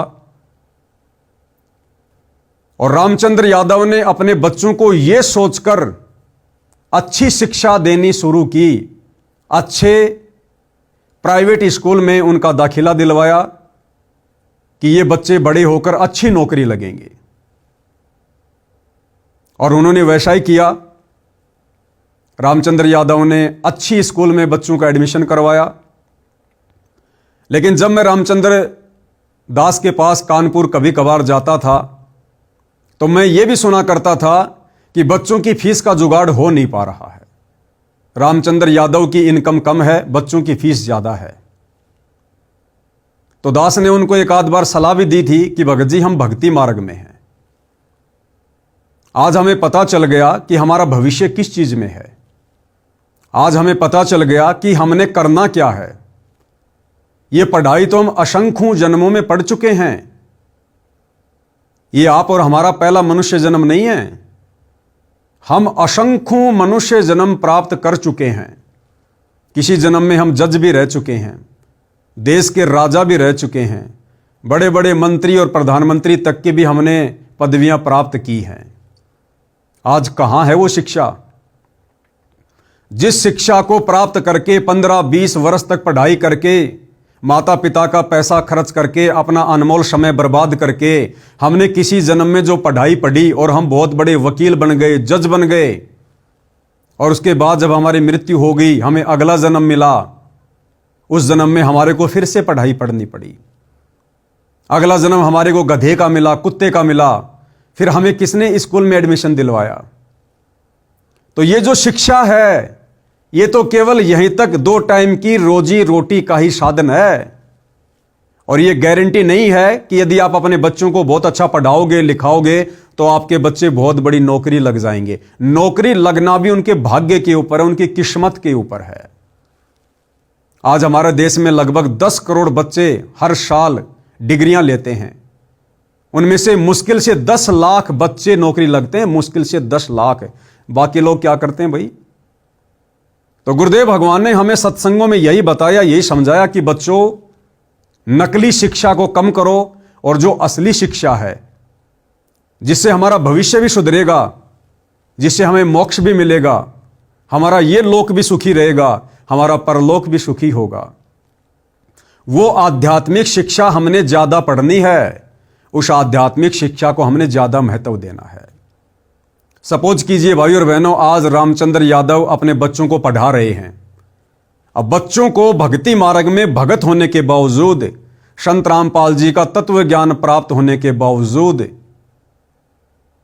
यदि रामचंद्र यादव अपने बच्चों को नौकरी के लिए पढ़ा रहा है, अब कानपुर से बच्चों को स्पेशल दिल्ली में पढ़ाना मकसद जाहिर है नौकरी का, तो भाई और बहनों, ये हमारे ज्ञान की कमी है। हमने अभी भक्ति मार्ग को समझा नहीं है। विचार करो, रामचंद्र यादव अपने बच्चे को दिल्ली में पढ़ा रहा है, साल का कई लाखों रुपया अपने दोनों बच्चों के ऊपर लगा रहा है। सोचिए भाई और बहनों, रामचंद्र यादव का बच्चा या मेरा बच्चा एज ए एग्जाम्पल दास दे रहा है। सोचिए रामचंद्र यादव का बच्चा कल को पढ़ लिख के और बहुत बड़ा कोई अधिकारी बन गया। अधिकारी बनने के 2 महीने बाद किसी बस दुर्घटना में या अन्य किसी कारण से, किसी बीमारी से, हार्ट अटैक से यदि रामचंद्र यादव के बच्चे की मृत्यु हो जाती है, तो विचार करो भाई और बहनों, क्या फायदा दिया उस शिक्षा ने, क्या फायदा दिया उस पढ़ाई लिखाई ने, क्या फायदा दिया उस नौकरी ने आपको, जिसके भविष्य के विषय में पता नहीं। क्या वो नौकरी, क्या वो पढ़ाई आपके बच्चे के जीवन को बचा सकती थी? क्या बच्चे के जीवन को बचाया? नहीं। क्या उस नौकरी ने, उस शिक्षा ने आपके बच्चे के भाग्य में कोई परिवर्तन किया? नहीं। लेकिन सतगुरु रामपाल जी परमेश्वर कहते हैं कि बच्चों, आप अपने बच्चों को सांसारिक पढ़ाई पढ़ाओ, लेकिन केवल उतनी जितनी आवश्यक है, यानी 8वीं 10वीं लास्ट। यदि आप भगत हैं संत रामपाल जी के और तत्व ज्ञान समझ में आ गया है, यदि आप अपने बच्चे को किसी नौकरी के मकसद से पढ़ा रहे हैं, तो आप दुनिया के सबसे बड़े मूर्ख व्यक्ति हैं, सबसे बड़े मूर्ख व्यक्ति। क्योंकि ये पढ़ाई लिखाई, ये शिक्षा, ये अक्षर ज्ञान केवल परमात्मा ने आप और हमें इसलिए दिया कि हम इस कलयुग की बिचली पीढ़ी में, जब हमारे गुरुदेव भगवान हमारे को शास्त्र खोल खोल के दिखाएं, हम उन शास्त्रों को आंखों से देख लें कि वास्तव में भक्ति क्या है, भक्ति मार्ग क्या है, भगवान कौन है, ताकि हमारी आत्मा इस भक्ति और भगवान को स्वीकार कर ले और हम मोक्ष प्राप्त करने के योग्य बने। ये शिक्षा परमात्मा ने हमें नौकरी के लिए नहीं दी थी। नौकरी तो केवल एक लड्डू था जो परमात्मा ने फेंका था, क्योंकि बिना सवारत के इस गंदे लोक में कोई भी अपने बच्चों को नहीं पढ़ाता है। अगर ये नौकरी रूपी लड्डू शिक्षा के बदले में परमात्मा समाज में ना फेंकता, आज कोई भी व्यक्ति अपने बच्चों को नहीं पढ़ाता। और यदि माता पिता अपने बच्चों को नहीं पढ़ाते, तो आज सतगुरु रामपाल जी कैसे शास्त्रों में लिखी सच्चाई अपनी आत्माओं को बताते, समझाते।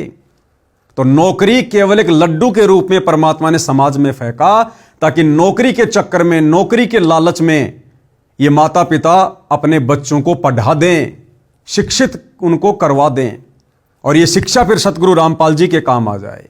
और आप और हमने क्या किया भाई और बहनों, केवल नौकरी को माध्यम बनाकर ही बच्चों को पढ़ाना शुरू कर दिया। और दुनिया भर के सब्जेक्ट जो हमारे किसी मतलब के नहीं, बीरबल, अकबर, बाबर, हुमायूं, पानीपत की लड़ाई, फलानी लड़ाई, हमारे किसी मतलब की नहीं। आज वो टॉपिक हमारे किसी काम नहीं आ रहे हो।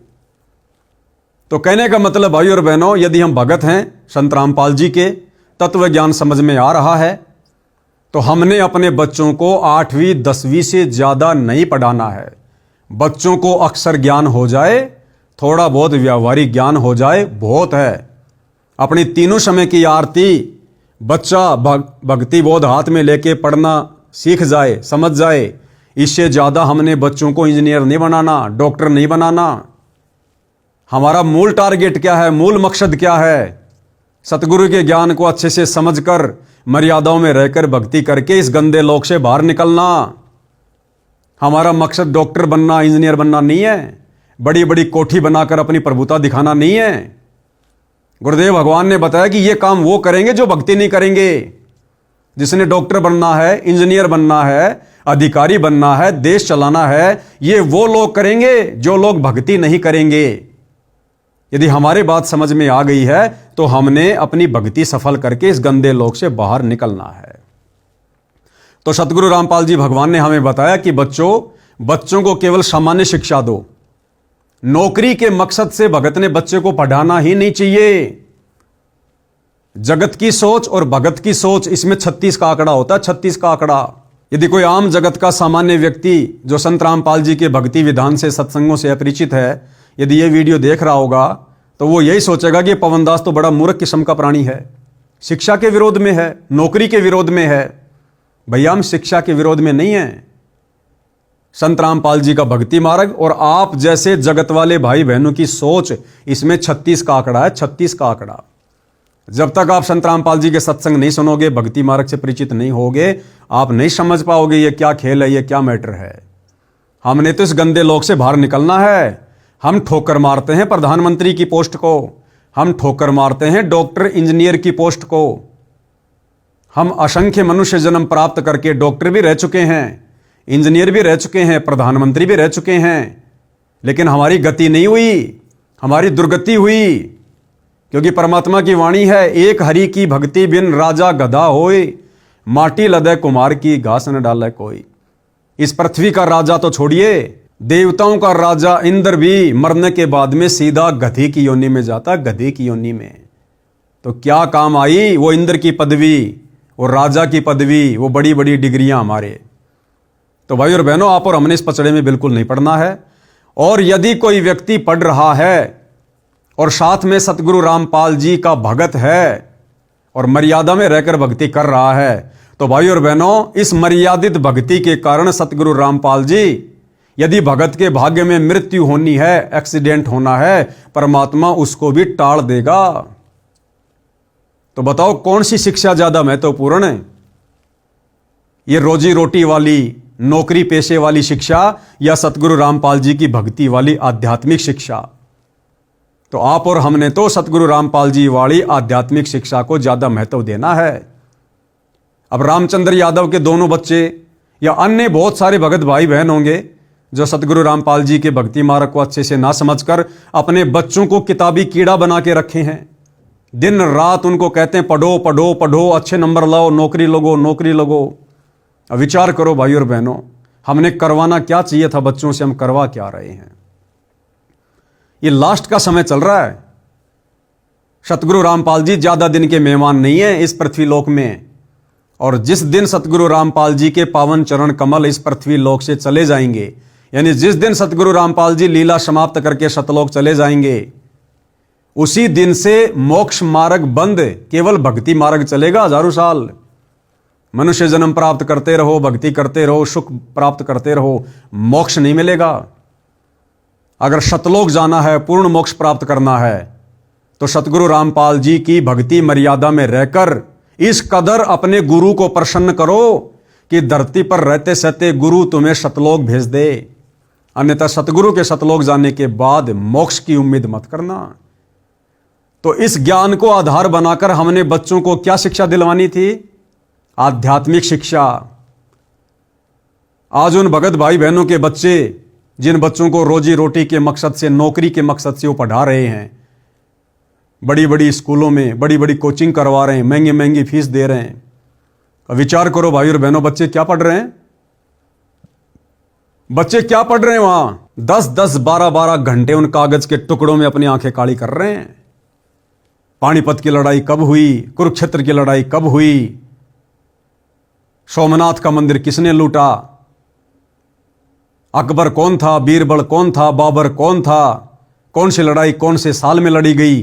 अरे हमारे क्या काम आएंगी ये चीजें? 10-12 घंटे उन फालतू के टॉपिक के ऊपर हम अपने बच्चों का अनमोल समय और एक एक बेशकीमती श्वासें बर्बाद करवा रहे हैं। वो समय हमने परमात्मा की भक्ति में लगवाना है, परमात्मा की भक्ति में।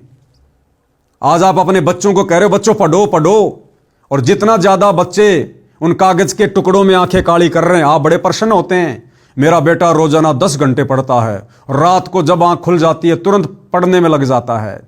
और भक्ति आप अपने बच्चे से 1 घंटे भी ढंग से नहीं करवा रहे, 1 घंटे भी, तो आप भी परमात्मा के दोषी बन रहे हैं। तो वही गलती यहां रामचंद्र जी ने की और हमने शिक्षा ये लेनी है भाई और बहनों, हमने ये गलती नहीं करनी है। साध संगति से जुड़े सत्सेवक भाई बहन यदि अपने बच्चों को महंगे महंगी स्कूल में पढ़ा रहे हैं, यदि महंगी महंगी फीस भर रहे हैं, यदि नौकरी के मकसद से पढ़ा रहे हैं, तो भाई और बहनों आप सतगुरु रामपाल जी के भगत की श्रेणी में अभी तक नहीं हैं। अभी तक आपको सतगुरु रामपाल जी का ज्ञान समझ में नहीं आया है। जो पैसा हम व्यर्थ में एक नौकरी के मकसद से महंगी महंगी फीस भरने में व्यर्थ में गवा रहे हैं, अरे 10वां अंश अपने गुरु को दान करते समय तो हमारी जो है खोपड़ी में खुजली शुरू हो जाती है, और वहां लाखों रुपया साल का महीने का हम बर्बाद कर रहे हैं, जिस नौकरी की कोई गारंटी भी नहीं है। और सतगुरु कहते हैं बच्चों 1 रुपया दोगे 1000 गुना देगा परमात्मा, 1000 गुना करके। इसका मतलब अभी हम ज्ञान से पूर्णतया परिचित नहीं हैं। तो सत्सेवक भाई बहन इस बात का विशेष तौर पर ध्यान रखे, क्योंकि भाई और बहनों मैं पवन दास उतना ही बोलता हूं, वही बोलता हूं जो मेरे गुरुदेव के विधान में है और जिन बातों पर मैं पहले अमल करता हूं।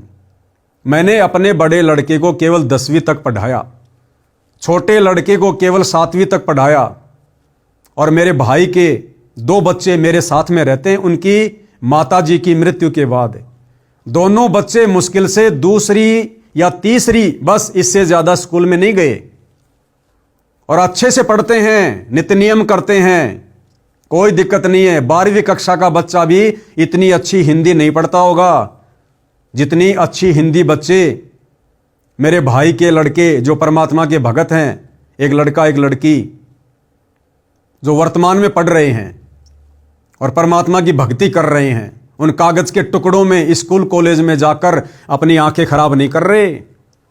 अरे क्या बताया गुरुदेव ने हमें, कहता हूं कहीं जात हूं कहूं बजाकर ढोल।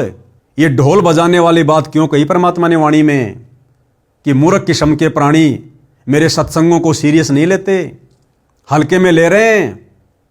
इसलिए परमात्मा कहते हैं कहता हूं कहीं जात हूं कहूं बजाकर ढोल, कि मैं चिल्ला चिल्ला के कह रहा हूं, नादानो चीख चीख के कह रहा हूं।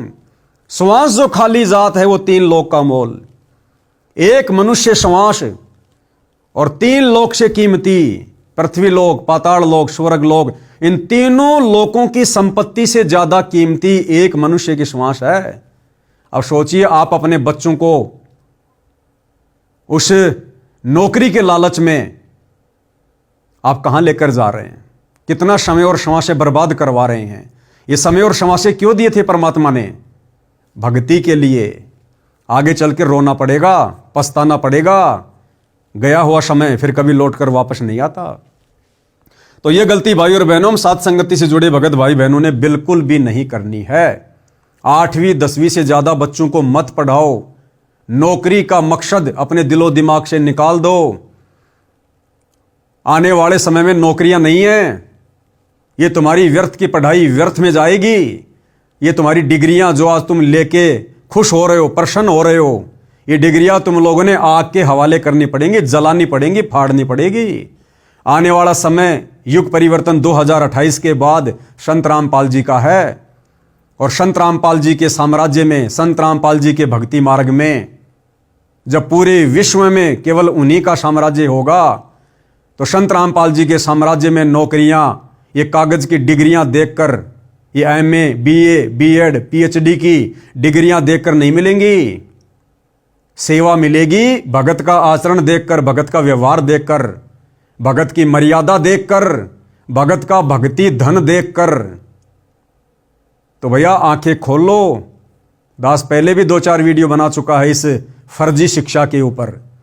ये जितनी आवश्यकता थी परमात्मा ने हमें दिलवा दी, और जितनी आवश्यकता है बच्चों को उतनी दिलाओ, ज्यादा आध्यात्मिक शिक्षा दिलवाओ। तो जो गलती यहां रामचंद्र जी कर रहे हैं, जिन बच्चों को पढ़ाने के चक्कर में उन्होंने अपनी गाड़ियां बेचनी पड़ी, और आज वो रामचंद्र अपने बच्चों की ढंग से फीस भी नहीं भर पाता होगा, क्योंकि इन्हीं सब बातों को लेकर कि सामान्य परिवार से है, काम धंधा इतना अच्छा है नहीं, बच्चे पढ़ रहे हैं दिल्ली में, रहने का, खाने का, लाखों का खर्चा लाए कहां से, उधार कोई कितने दिन देगा। तो इन्हीं सब बातों को लेकर धीरे धीरे मानसिक संतुलन बिगड़ना शुरू हो गया। ऊपर से साथ संगति छोड़ दी, गुरु को परमात्मा नहीं मानता, और अंत में क्या हुआ, काल का दाव लग गया। मेंटली डिस्टर्ब, लोगों को फोन पे धमकियां देने लगा, गालियां देने लगा। जबकि भाई और बहनों, रामचंद्र यादव तो भगत है। अरे इस प्रकार से गालियां तो कोई आम समाज का व्यक्ति भी नहीं देता। वही व्यक्ति दे सकता है जो या तो मेंटली डिस्टर्ब हो, या बहुत बड़ा कोई बदमाश हो, कोई गैंगस्टर हो, जिसका कोई शवारत हो, जिसका यह धंधा हो लोगों को डरा के धमका के अपना पेट भरना। तो रामचंद्र यादव जी किस कैटेगरी के इंसान हैं आप जी देख सकते हैं। इन्हीं बच्चों की मोटी मोटी फीस भरने के चलते व्यर्थ में, बिना ज्ञान के, और धीरे धीरे मेंटली डिस्टर्ब, और संत रामपाल जी का भगत होने के बावजूद भगत के मुख से तो सत साहिब निकलना चाहिए, जय बंदी छोड़ के निकलनी चाहिए। परमात्मा कहते हैं जग में बैरी कोई नहीं, जो मन शीतल होए, या आपा को डार दे, दया करे सब कोई। परमात्मा तो हमें यह शिक्षा देते हैं। फिर ये गाली निकालने की आदत कहां से लगी? क्योंकि गुरुदेव की मर्यादा में नहीं है ना। बच्चों को नौकरी के मकसद से पढ़ाना, इतना ज्यादा पैसा खर्च करना, व्यर्थ करना, तो सतगुरु फिर भगत के ऊपर दया नहीं बख्शता। और उसी के चलते मेंटली डिस्टर्ब, और फिर लोगों को गालियां निकालना, और उन्हीं गालियों को निकालने के चलते मर्यादा टूटना। और आज देख लीजिए कहां बैठे हैं, वो जेल में बैठे हुए हैं, और आने वाले इतिहास में भगत समाज के सामने मुंह दिखाने के लायक नहीं। आने वाले समय में पता चलेगा कि रामचंद्र यादव जेल क्यों गया था, सतगुरु की सेवा में गया था या किसी और कारण से गया था। तो पता चलेगा कि मां बहन की गालियां निकालता था। क्या इज्जत रहेगी? क्या उसके बच्चों की इज्जत रहेगी? और रामचंद्र यादव के बच्चे बड़े बड़े हैं, लगभग 18-20 वर्ष के, एक लड़का एक लड़की। अब आप खुद ही विचार करो, एक तरफ तो रामचंद्र यादव अपने बच्चों को उच्च शिक्षा दे रहा है, लेकिन संस्कार, अरे संस्कार के बिना शिक्षा क्या काम की? और सरेआम रामचंद्र यादव सोशल मीडिया पर, अपने फेसबुक आईडी पर ऑडियो डाल रहा है मां बहन की गालियों वाली। क्या उसकी लड़की मोबाइल नहीं रखती होगी? क्या उसका लड़का मोबाइल नहीं रखता होगा? क्या उसकी लड़की वो गालियां नहीं सुनेगी? क्या उसका लड़का नहीं सुनता होगा? तो शिक्षा दे रहे हो लेकिन संस्कार नहीं दे रहे, क्या फायदा फिर उस शिक्षा का? तो यहां पर भाई और बहनों, टोटल जो ये दाव लगा है काल का, क्यों लगा है? सतगुरु की मर्यादाओं में ना रहने के कारण, सतगुरु के ज्ञान को अच्छे से ना समझकर, और इस भक्ति मार्ग पर अपनी मनमानियां करने के चलते। तो भाई सत्सेवक भाई बहनों ने बिल्कुल भी भूलकर भी ऐसी गलती नहीं करनी है। इस प्रकार की घटनाओं के माध्यम से केवल हमने शिक्षा लेनी है, शिक्षा, केवल शिक्षा। इसके 2 बच्चे हैं जो दिल्ली में पढ़ते हैं, बताते हैं कि पहले इसके पास 3 गाड़ियां थी। देखो क्या लिख रहा है, पहले इसके पास 3 गाड़ियां थी जो इसने बेच दी। क्यों बेच दी भाई? केवल बच्चों को पढ़ाने के लिए, केवल बच्चों को पढ़ाने के लिए, शिक्षा दिलाने के लिए। जिस शिक्षा में यह कन्फर्म नहीं है कि नौकरी लगेगी, जिस शिक्षा में यह कन्फर्म नहीं है कि बच्चा कितनी लंबी उम्र जिएगा। अरे भविष्य का पता है क्या? 1 सेकंड का नहीं पता आगे का। फिर क्यों हम व्यर्थ में बच्चों का दिमाग खराब कर रहे हैं? बच्चों को क्या पता अपने भविष्य का? लेकिन माता पिता ने भगत होने के बावजूद उनको बताना चाहिए, समझाना चाहिए। आज ये जो समय है, जो ये बचपन का समय है, बचपन में हम बच्चे को जिस रंग में रंग देंगे वो रंगा जाएगा। और बचपन में बच्चे के ऊपर भक्ति का जो रंग चढ़ता है वो बाद में नहीं चढ़ता।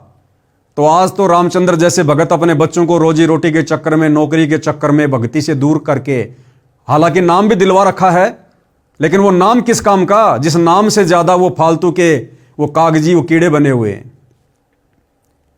तो आज रामचंद्र यादव जैसे लोग अपने बच्चों को पढ़ाई लिखाई में ज्यादा धकेल रहे हैं, और बच्चे उसी रंग में रंगे जा रहे हैं। और 20-25 साल के होने के बाद जब रामचंद्र यादव जैसे भगत कहेंगे कि बच्चों भक्ति करो, परमात्मा आया हुआ है, मोक्ष करवाना है, उस समय वो बच्चे अपने माता पिता की एक भी नहीं सुनेंगे, एक भी। क्योंकि आपने बचपन से उनको भक्ति के रंग में नहीं बल्कि उल्टे रंग में रंग दिया। तो कितना बड़ा धोखा भाई और बहनों यह काल हमारे साथ में कर रहा है। तो 3-3 गाड़ियां थी इनके पास में, वो गाड़ियां भी इन्होंने बच्चों की फीस भरने के चक्कर में बेच दी। और अब देखो भाई और बहनों, अब रामचंद्र यादव जी जेल चले गए, जल्दी आ जाते हैं, बहुत अच्छी बात है। यदि समय लग गया तो बच्चों की फीस कौन भरेगा?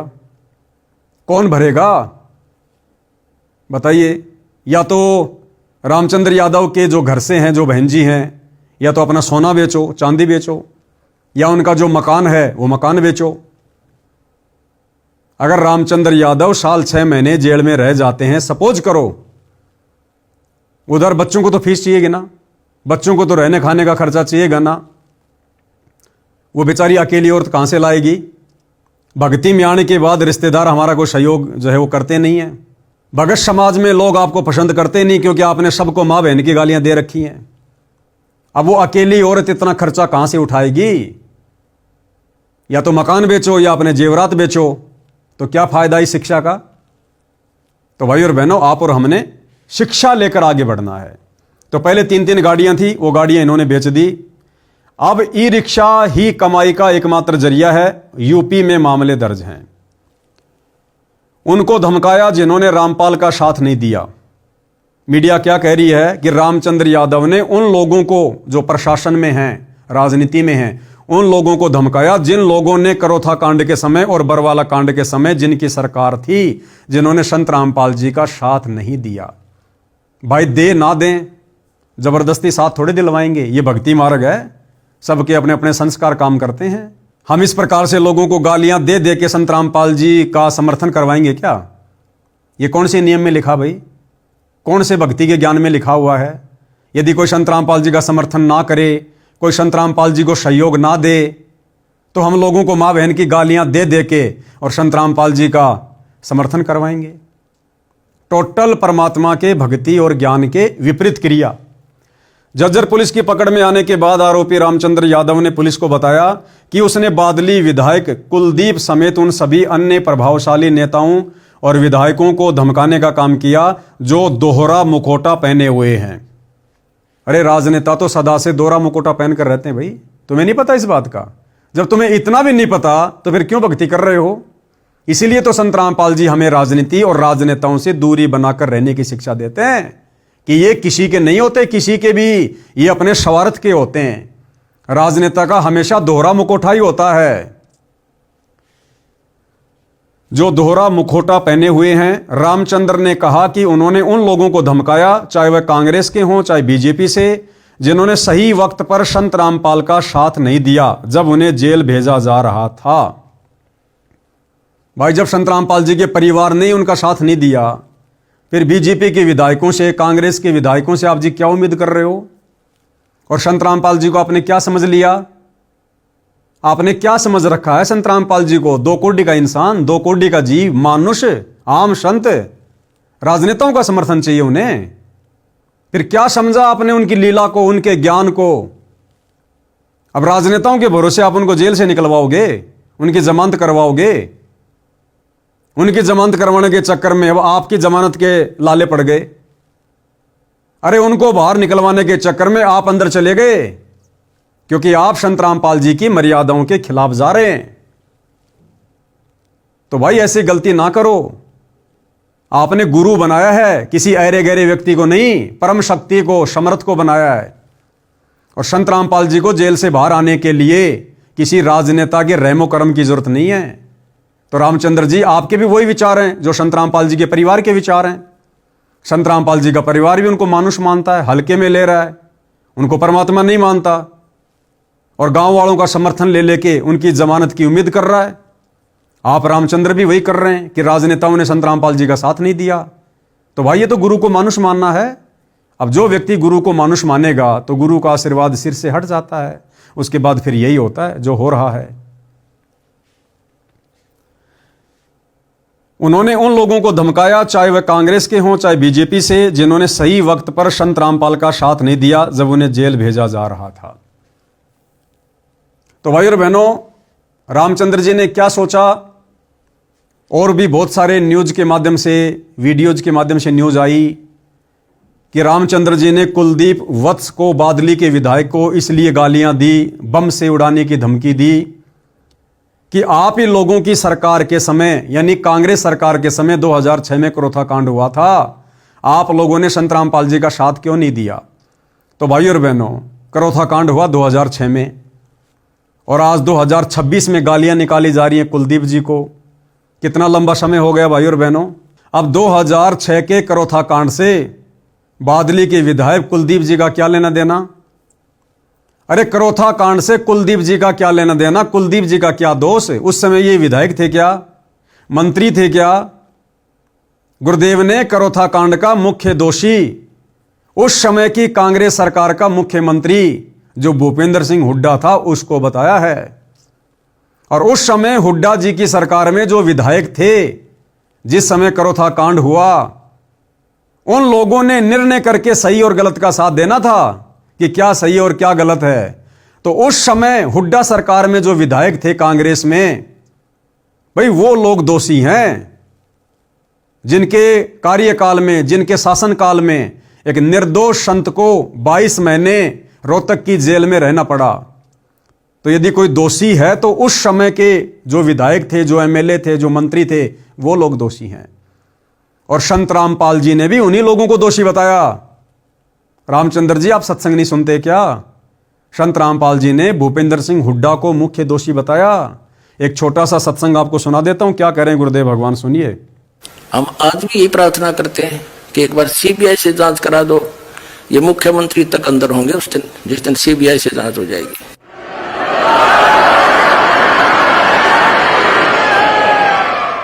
ये मुख्यमंत्री हरियाणा श्री भूपेंद्र सिंह जी का इसमें मेन रोल है। ये नाम आक्रमणकारियों के नाम देता है ये व्यक्ति।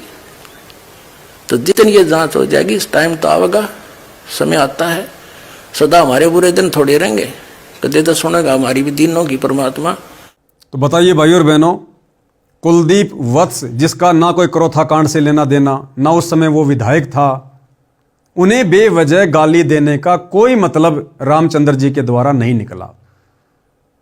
और रामचंद्र जी ने मंदबुद्धिता दिखाई, बेबुद्धि वाला काम किया भगत होने के बावजूद। और क्या हुआ? वही हुआ जो परमेश्वर अपनी वाणी में हमें बताते हैं, लेकिन हम मानते नहीं। गुरुदेव भगवान कहते हैं, बिन सोचे समझे जो करे पाछे सो पछताए, और काम बिगाड़े आपना जग में होत हसाए। यानी खुद भी कष्ट उठाएगा और जगत में बदनामी का कारण भी बनेगा। तो रामचंद्र जी ने जेल जाकर खुद भी ये आफत मोल ली, अपनी बेइज्जती करवाई, अपनी बदनामी करवाई, और साथ साथ अपने गुरुदेव भगवान की भी बदनामी करवाई, उनको भी निंदा का पात्र बनाया कि ये हैं संत रामपाल जी के परम भगत, ये हैं संत रामपाल जी के भगत। ऐसा समाज तैयार कर रहे हैं संत रामपाल जी। तो व्यर्थ में बदनामी संत रामपाल जी की। दोषी कौन हुआ? रामचंद्र यादव। तो भाई और बहनों, आप और हमने इस प्रकार की घटनाओं से शिक्षा लेनी है। देखो, ये भक्ति मार्ग पक्ष और विपक्ष से दूर निष्पक्षता का है। गुरुदेव क्या कहते हैं हमें कि पक्षा पक्षी के कारण सब जग रहा भुलान। पक्षा पक्षी यानी पक्ष और विपक्ष के चक्कर में पड़कर पूरा संसार एक दूसरे का दुश्मन बना हुआ है, राग द्वेष ईर्ष्या में सड़ रहा है। लेकिन भगत के लिए परमात्मा गुरुदेव भगवान हमें क्या शिक्षा दे रहे हैं कि पक्षा पक्षी के कारण सब जग रहा भुलान, निष्पक्ष होके हरि भजय वो है संत सुजान। अगर रामचंद्र यादव जी ने अपने गुरु को परमात्मा मान लिया हृदय से, सतलोक आश्रम कमेटी की तरह जुबान से भगवान कहने से, परमात्मा कहने से बात नहीं बनती। मकान के आगे पोस्टर लगा देना कि इस घर में कोई बीड़ी गुटखा वाला अंदर प्रवेश ना करे, इससे बहुत बड़ा कोई भगत साबित नहीं हो जाता है। अपनी गाड़ी में, अपनी ई रिक्शा में किसी बीड़ी सिगरेट पीने वाले को बैठने नहीं देना, इससे बहुत बड़ा कोई भगत साबित नहीं हो जाता है। हजारों सतलोक आश्रम से जुड़े भक्तों के घरों के बाहर भी इस प्रकार के पोस्टर आपको मिल जाएंगे। लेकिन आज वो लोग क्या कर रहे हैं? वो खुद ही मर्यादा में नहीं है, बात बात पर राजनीति करके अपने गुरु को दुखी कर रहे हैं। गुरु के रहते सहते कागज के टुकड़े दाढ़ी मूंछ वाले कबीर को भगवान मानकर पूज रहे हैं, व्यभिचारणी भक्ति कर रहे हैं। तो इन बातों से कुछ नहीं होता भाई। परमात्मा कहते हैं भक्ति की गति कुछ और है, इस ज्ञान की समझ कुछ और है। तो रामचंद्र यादव जी हो चाहे कोई भी हो, भाई और बहनों, इस भक्ति मार्ग में परमात्मा की वाणी के अनुसार हमने चलना है कि पक्षा पक्षी के कारण सब जग रहा भुलान, निष्पक्ष होके हरि भजय वो संत सुजान। भगत ने हमेशा हर किसी के साथ निष्पक्षता वाला रवैया अपनाना है। परमात्मा कहते हैं कबीर खड़ा बाजार में मांगे सबकी खैर, ना कहूं से दोस्ती ना कहूं से बैर। तो हमने यहां पर राग द्वेष ईर्ष्या नहीं पालनी है, किसी को अपना मित्र या किसी को अपना शत्रु नहीं समझना है। चाहे किसी कांग्रेस की विधायक की गलती हो करौथा कांड में, या किसी बीजेपी के विधायक की गलती हो बरवाला कांड में, भाई इन बातों का निर्णय परिणाम आने वाले समय में हो जाएगा। परमात्मा धरती पर है, जिसकी जैसी भूमिका, चाहे भगत हो, चाहे संत रामपाल जी के परिवार का सदस्य हो, चाहे कोई राजनेता हो, जिस व्यक्ति की जैसी भूमिका करौथा कांड में या बरवाला कांड में है, उस व्यक्ति को समय आने पर परमात्मा के भक्ति विधान के अनुसार ऑटोमेटिक फल मिलेगा। हम केवल लोगों को प्यार प्रेम से समझा सकते हैं, बता सकते हैं कि अभी भी समय है, अपनी गलतियों में सुधार कर लो, परम संत से माफी मांग लो, भक्ति पे लग जाओ। हम केवल इतना ही संदेशा दे सकते हैं। और क्या क्या आपने फायदा ले लिया? आप रामचंद्र जी, जब आपको झज्जर के थाने में लेकर आया गया, आपने सफाई देते हुए क्या कहा कि मेरा मकसद गाली निकालने का यह था कि लोगों का ध्यान बरवाला कांड जैसी, करौथा कांड जैसी घटना के प्रति हो। तो यह तरीका है क्या? लोगों को गालियां दे दे के हम बरवाला कांड की तरफ उनका ध्यान आकर्षित करेंगे क्या? मान लो आपने ध्यान तो आकर्षित कर दिया, लेकिन गालियां निकालकर खुद अपनी मर्यादा तोड़ दी, तो खुद का तो आत्म कल्याण हुआ ही नहीं, फिर दुनिया को जगाने का क्या फायदा? और यह परमात्मा के कौन से विधान में है? अगर गाली निकालने से आप रामचंद्र जी के अनुसार दुनिया का ध्यान बरवाला कांड की तरफ आकर्षित होगा, तो फिर 2-4 का मर्डर कर दो ना। अरे यूपी में तो बड़ी आसानी से बंदूकें मिल जाती हैं, देसी कट्टे मिल जाते हैं, हम देखते हैं आए दिन अखबारों में। तो लेके कोई देसी कट्टा आप रामचंद्र जी, आप जी के विचारों के अनुसार 2-4 लोगों को मार दो। अगर गाली निकालने से लोगों का ध्यान बरवाला कांड की तरफ आकर्षित होगा, तो 2-4 का मर्डर कर देने से तो बहुत जल्दी आकर्षित होगा। लेकिन आपको भी अच्छे से पता है कि क्या करने से होगा और क्या करने से नहीं होगा। तो आपने जो भी कुछ किया रामचंद्र जी, ये आपने काल प्रेरणा से किया, क्योंकि आप जी मर्यादा में नहीं हैं। अभी भी समय है। हम साथ संगति से जुड़े भाई बहन आपसे प्रार्थना करेंगे, यदि ये वीडियो आपके परिवार वाले देख रहे हैं, तो जेल में जब वो आपकी मिलाई पर जाएं, तो आप जी को संदेशा दे सकते हैं, यदि उचित समझें तो। भाई हम मोक्ष प्राप्ति के लिए संत रामपाल जी से जुड़े हैं, दुनिया को डराने के लिए, धमकाने के लिए नहीं जुड़े। और ना ये तरीके संत रामपाल जी के भक्ति मार्ग में जायज़ हैं। तो विनती करेंगे अभी भी सतगुरु रामपाल जी से, अपने द्वारा किए गए भक्ति विरुद्ध कार्यों की हृदय से क्षमा याचना मांगे, और आगे से भाई एक भगत बनने की दिशा में 2 कदम आगे बढ़ाओ। भगत बनने की दिशा में अपने ऊपर दाग ना लगवाओ। इतिहास बन रहा है, इतिहास। और सतगुरु रामपाल जी इस प्रकार के कुकृत्यों से प्रसन्न नहीं होते। ये समर्थ हैं, सतगुरु हैं, अपने हिसाब से गए हैं। संत अगर जेल में गया है, अगर सामान्य संत है तो छोड़ दो, फिर क्यों भक्ति कर रहे हो? और तुम्हें लगता है कि मेरा गुरु भगवान है, तो जेल में जाने का फिर कोई मकसद होगा ना? अपने हिसाब से आएगा ना, फिर जो कार्य कर रहा है फिर अपने हिसाब से करेगा ना। फिर हम क्यों उनकी लीला में, उनके मिशन में बीच में टांग अड़ा रहे हैं? हम वो करें जितना उन्होंने हमें शिक्षा दी है, दीक्षा दी है, समझाया है। जिस अज्ञान और पाखंड को समाप्त करने के लिए गुरुदेव ने जो बीड़ा उठाया है, जो संघर्ष उन्होंने किया है, हम उनके पद चिन्हों पर चलते हुए वो कार्य करें, उनका ज्ञान प्रचार करें, भ्रमित भगत समाज को ज्ञान के आधार से सीधे रास्ते लाएं, समझाएं। हमने ये कार्य करना चाहिए। तो भाई और बहनों, ध्यान रखना, ये सतगुरु रामपाल जी का निष्पक्ष भक्ति मार्ग है। यहां सतगुरु रामपाल जी भी अपने उस भगत का साथ छोड़ देते हैं जो भगत उनकी मर्यादाओं से हटकर और इस भक्ति मार्ग पर चलने का जो प्रयास करेगा। तो किसी भी प्रकार से आप और हमने निकट भविष्य में गलतियां नहीं करनी है। जो गलतियां आए दिन काल प्रेरणा से मर्यादा तोड़कर सतगुरु रामपाल जी के बेटा बेटी भाई बंधु रिश्तेदार कर रहे हैं, सतलोक आश्रम कमेटी कर रही है, और रामचंद्र जी जैसे भगत कर रहे हैं। बाकी कानपुर वाले रामचंद्र जी से मेरा पवन दास का या किसी भी साथ संगति से जुड़े भाई बहन का किसी भी प्रकार का कोई मनमुटाव नहीं है। मैंने सन 2015 से 2020 तक जब रामचंद्र जी साथ संगति में थे, हमारे साथ में थे, बहुत अच्छी सेवा कर रहे थे। उसके बाद जब से उन्होंने साथ संगति को छोड़ा है, तब से आप जी देख रहे हैं उनके व्यवहार में, उनके आचरण में कैसा परिवर्तन आ गया। बात बात पे लोगों को गालियां देना, डराना, धमकाना, छोटी छोटी बातों पे गुस्सा हो जाना, सामने वाले की बातें ना सुनना, अपनी अपनी बकवाद करना, साथ संगति से हटने के कारण।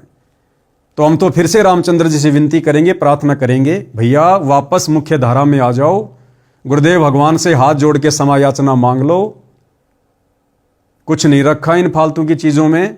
भक्ति बन गई, मोक्ष हो गया तो ठीक है, नहीं अगले जन्म में गधे कुत्ते सुअर बनकर यही नाक रगड़ेंगे। क्या लगा फिर हमारे हाथ में अगर सतगुरु नाराज हो गया तो भाई और बहनों, कहने और बताने को तो और भी बहुत सारी बातें हैं, लेकिन हम वीडियो को ज़्यादा लंबा नहीं लेंगे। हालांकि जिस समय ये वीडियो बहुत सारे लोगों ने अपने YouTube चैनल पर चलाया कि रामचंद्र यादव पकड़ा गया, रामचंद्र यादव पकड़ा गया, तो सतलोक आश्रम से जुड़े भाई बहनों को बड़ी खुशी हो रही थी। कमेंट्स कर रहे थे, वेरी नाइस, बहुत अच्छा हुआ, बहुत अच्छा हुआ जो रामचंद्र यादव को, गुरुद्रोही को जेल में डाल दिया। अरे भैया, आप सतलोक आश्रम से जुड़े भक्तों को इस प्रकार के कमेंट्स, इस प्रकार की बातें शोभा नहीं देती। वो जो भी है, जैसा भी है तो तुम्हारा भगत भाई, और किसी के कर्मों का निर्णय करने वाले हम कौन हैं? हम केवल समझा सकते हैं, जैसे ये पवन दास वीडियो बना बना के समझाता है। भक्ति विरुद्ध कर्म करने वाले सतलोक आश्रम वालों को, संत रामपाल जी के परिवार वालों को, उस परिवार के पीछे अंधी होकर चल रही आप जैसी संगत को हम केवल समझा सकते हैं। भाई, हमें खुशी नहीं होनी चाहिए रामचंद्र जेल में चला जाए, या कल को कोई गुरुजी का परिवार का सदस्य चला जाए या मर जाए, तो हमने खुशी जाहिर नहीं करनी है। अगर हमने खुशी जाहिर की, हम परमात्मा के दोषी बनेंगे। हमने केवल समझाना है, परमात्मा के विधान में रहकर, मर्यादाओं में रहकर। बाकी जो जैसा कर्म करेगा समय आने पर अपना भोगेगा। तो रामचंद्र के जेल जाने से सतलोक आश्रम से जुड़े भाई बहनों को खुशी नहीं होनी चाहिए। विचार करना चाहिए कि हे परमात्मा, कल को हमसे कोई ऐसी गलती ना हो जाए, हे परमात्मा हमसे कोई ऐसी मर्यादा ना टूट जाए जिस कारण से काल रामचंद्र जी की तरह हमारे सिर पर बैठ जाए और हमसे भी कोई गलती करवा दे, किसी को गालियां निकलवा दे, किसी को धमकी दिलवा दे, और हम भी अपनी भक्ति का सत्यानाश कर बैठें और व्यर्थ में आपकी निंदा का भी हम कारण बने। तो परमात्मा से डर के विनती करनी चाहिए, उसके जेल जाने से खुशी नहीं होनी चाहिए। और बार बार जो कह रहे हो ना कि गाली निकालने वाले को तो जेल होनी चाहिए, जेल होनी चाहिए, तो एक नज़र सतलोक आश्रम वालों के ऊपर भी लगा के देख लो। अगर किसी को माँ बहन की गालियां देने वाले को जेल होनी चाहिए, तो एक नज़र संत रामपाल जी के परिवार पर भी दौड़ा के देख लो।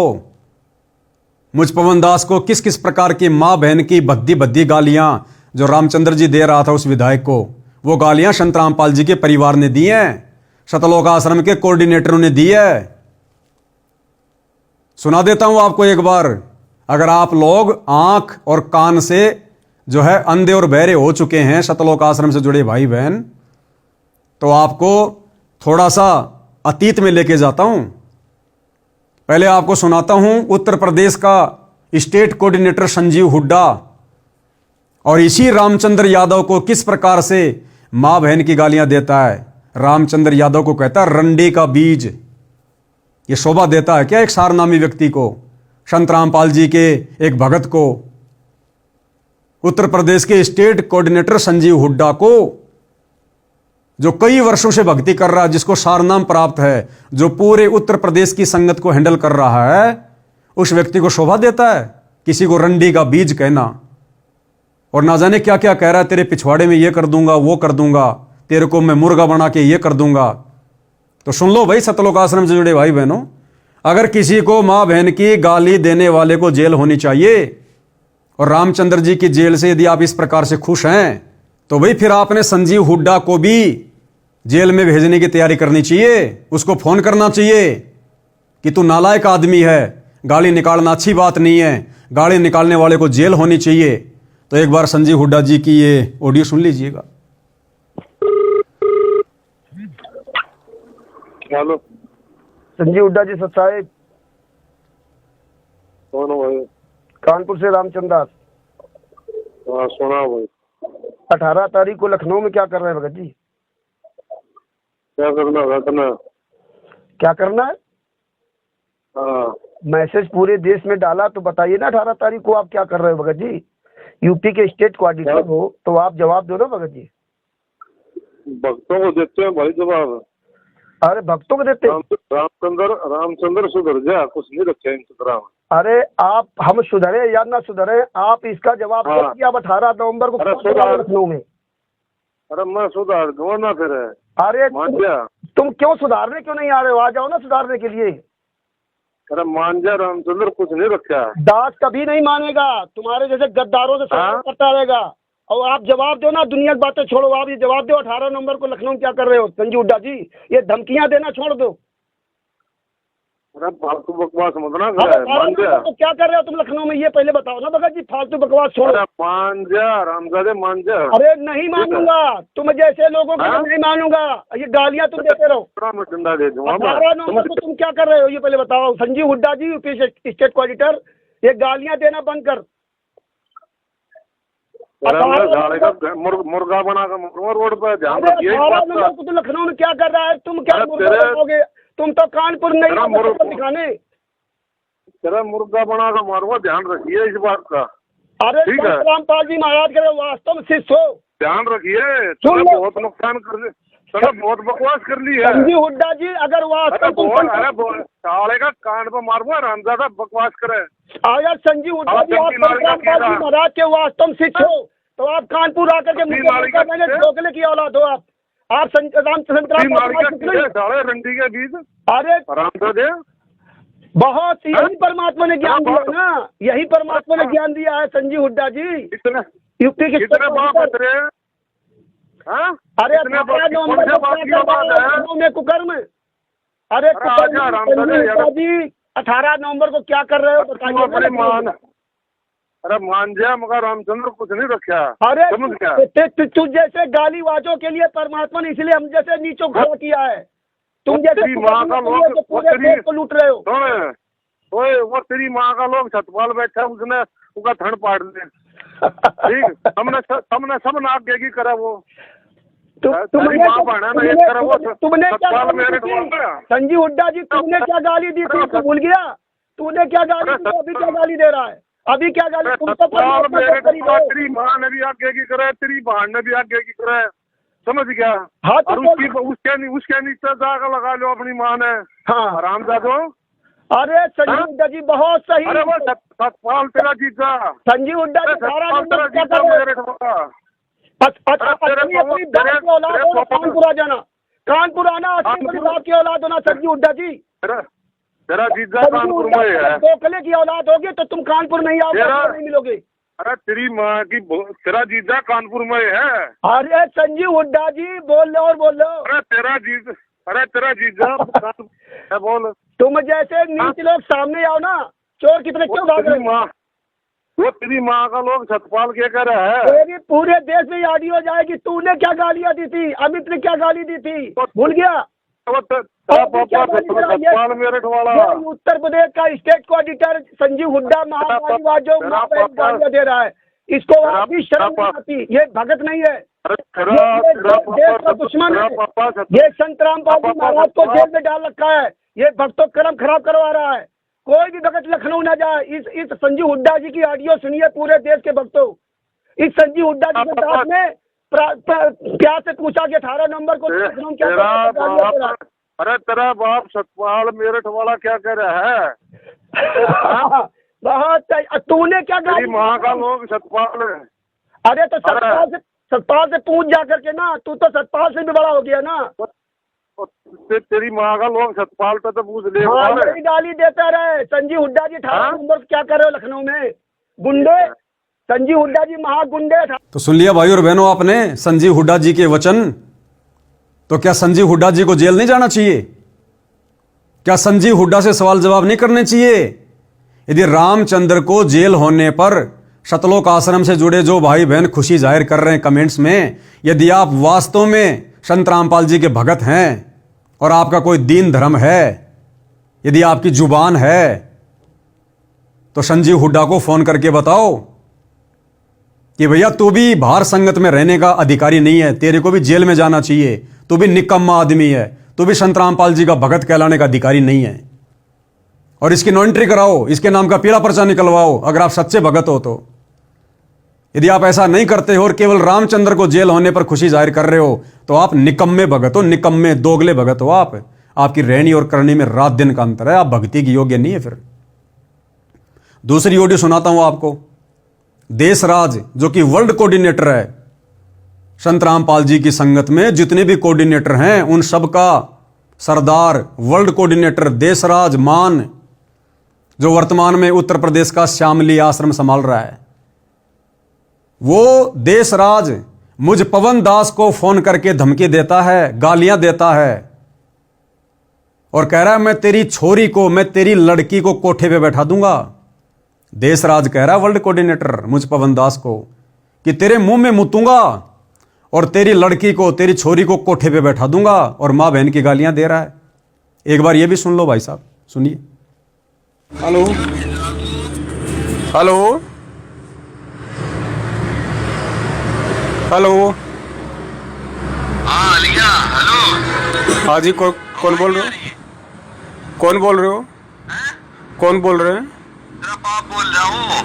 तेरी सारी रिप तो छोड़ दिया था, पता नहीं छोड़ने का तुझे, ध्यान रखिए कब तेरे दिमाग में गलत फहमी हो।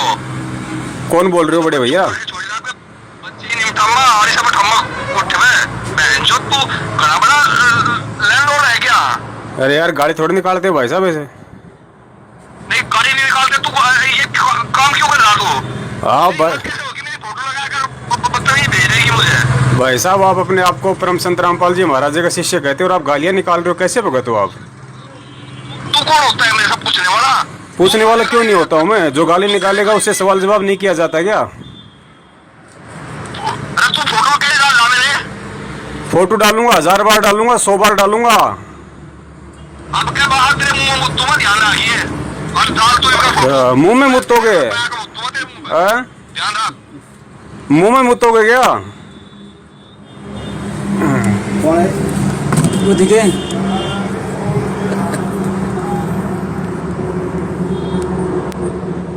सत साहेब देवबंदी छोड़ गई। पुण्यात्माओं, ये है देशराज दिल्ली वाला, जिसने गद्दार बसंत सैनी के भाई सतीश सैनी के मोबाइल से दास से अभी इसने बातचीत की है। अब आप देख लो पुण्यात्माओं, किस तरीके के लोग हैं ये, कैसे ये भगत हैं, और हम लोग इन्हीं लोगों के चक्करों में फंस के आज अपने परमात्मा को जो है, चलो वो ऐसे करेंगे इसको। तो सुन लिया भाई और बहनों।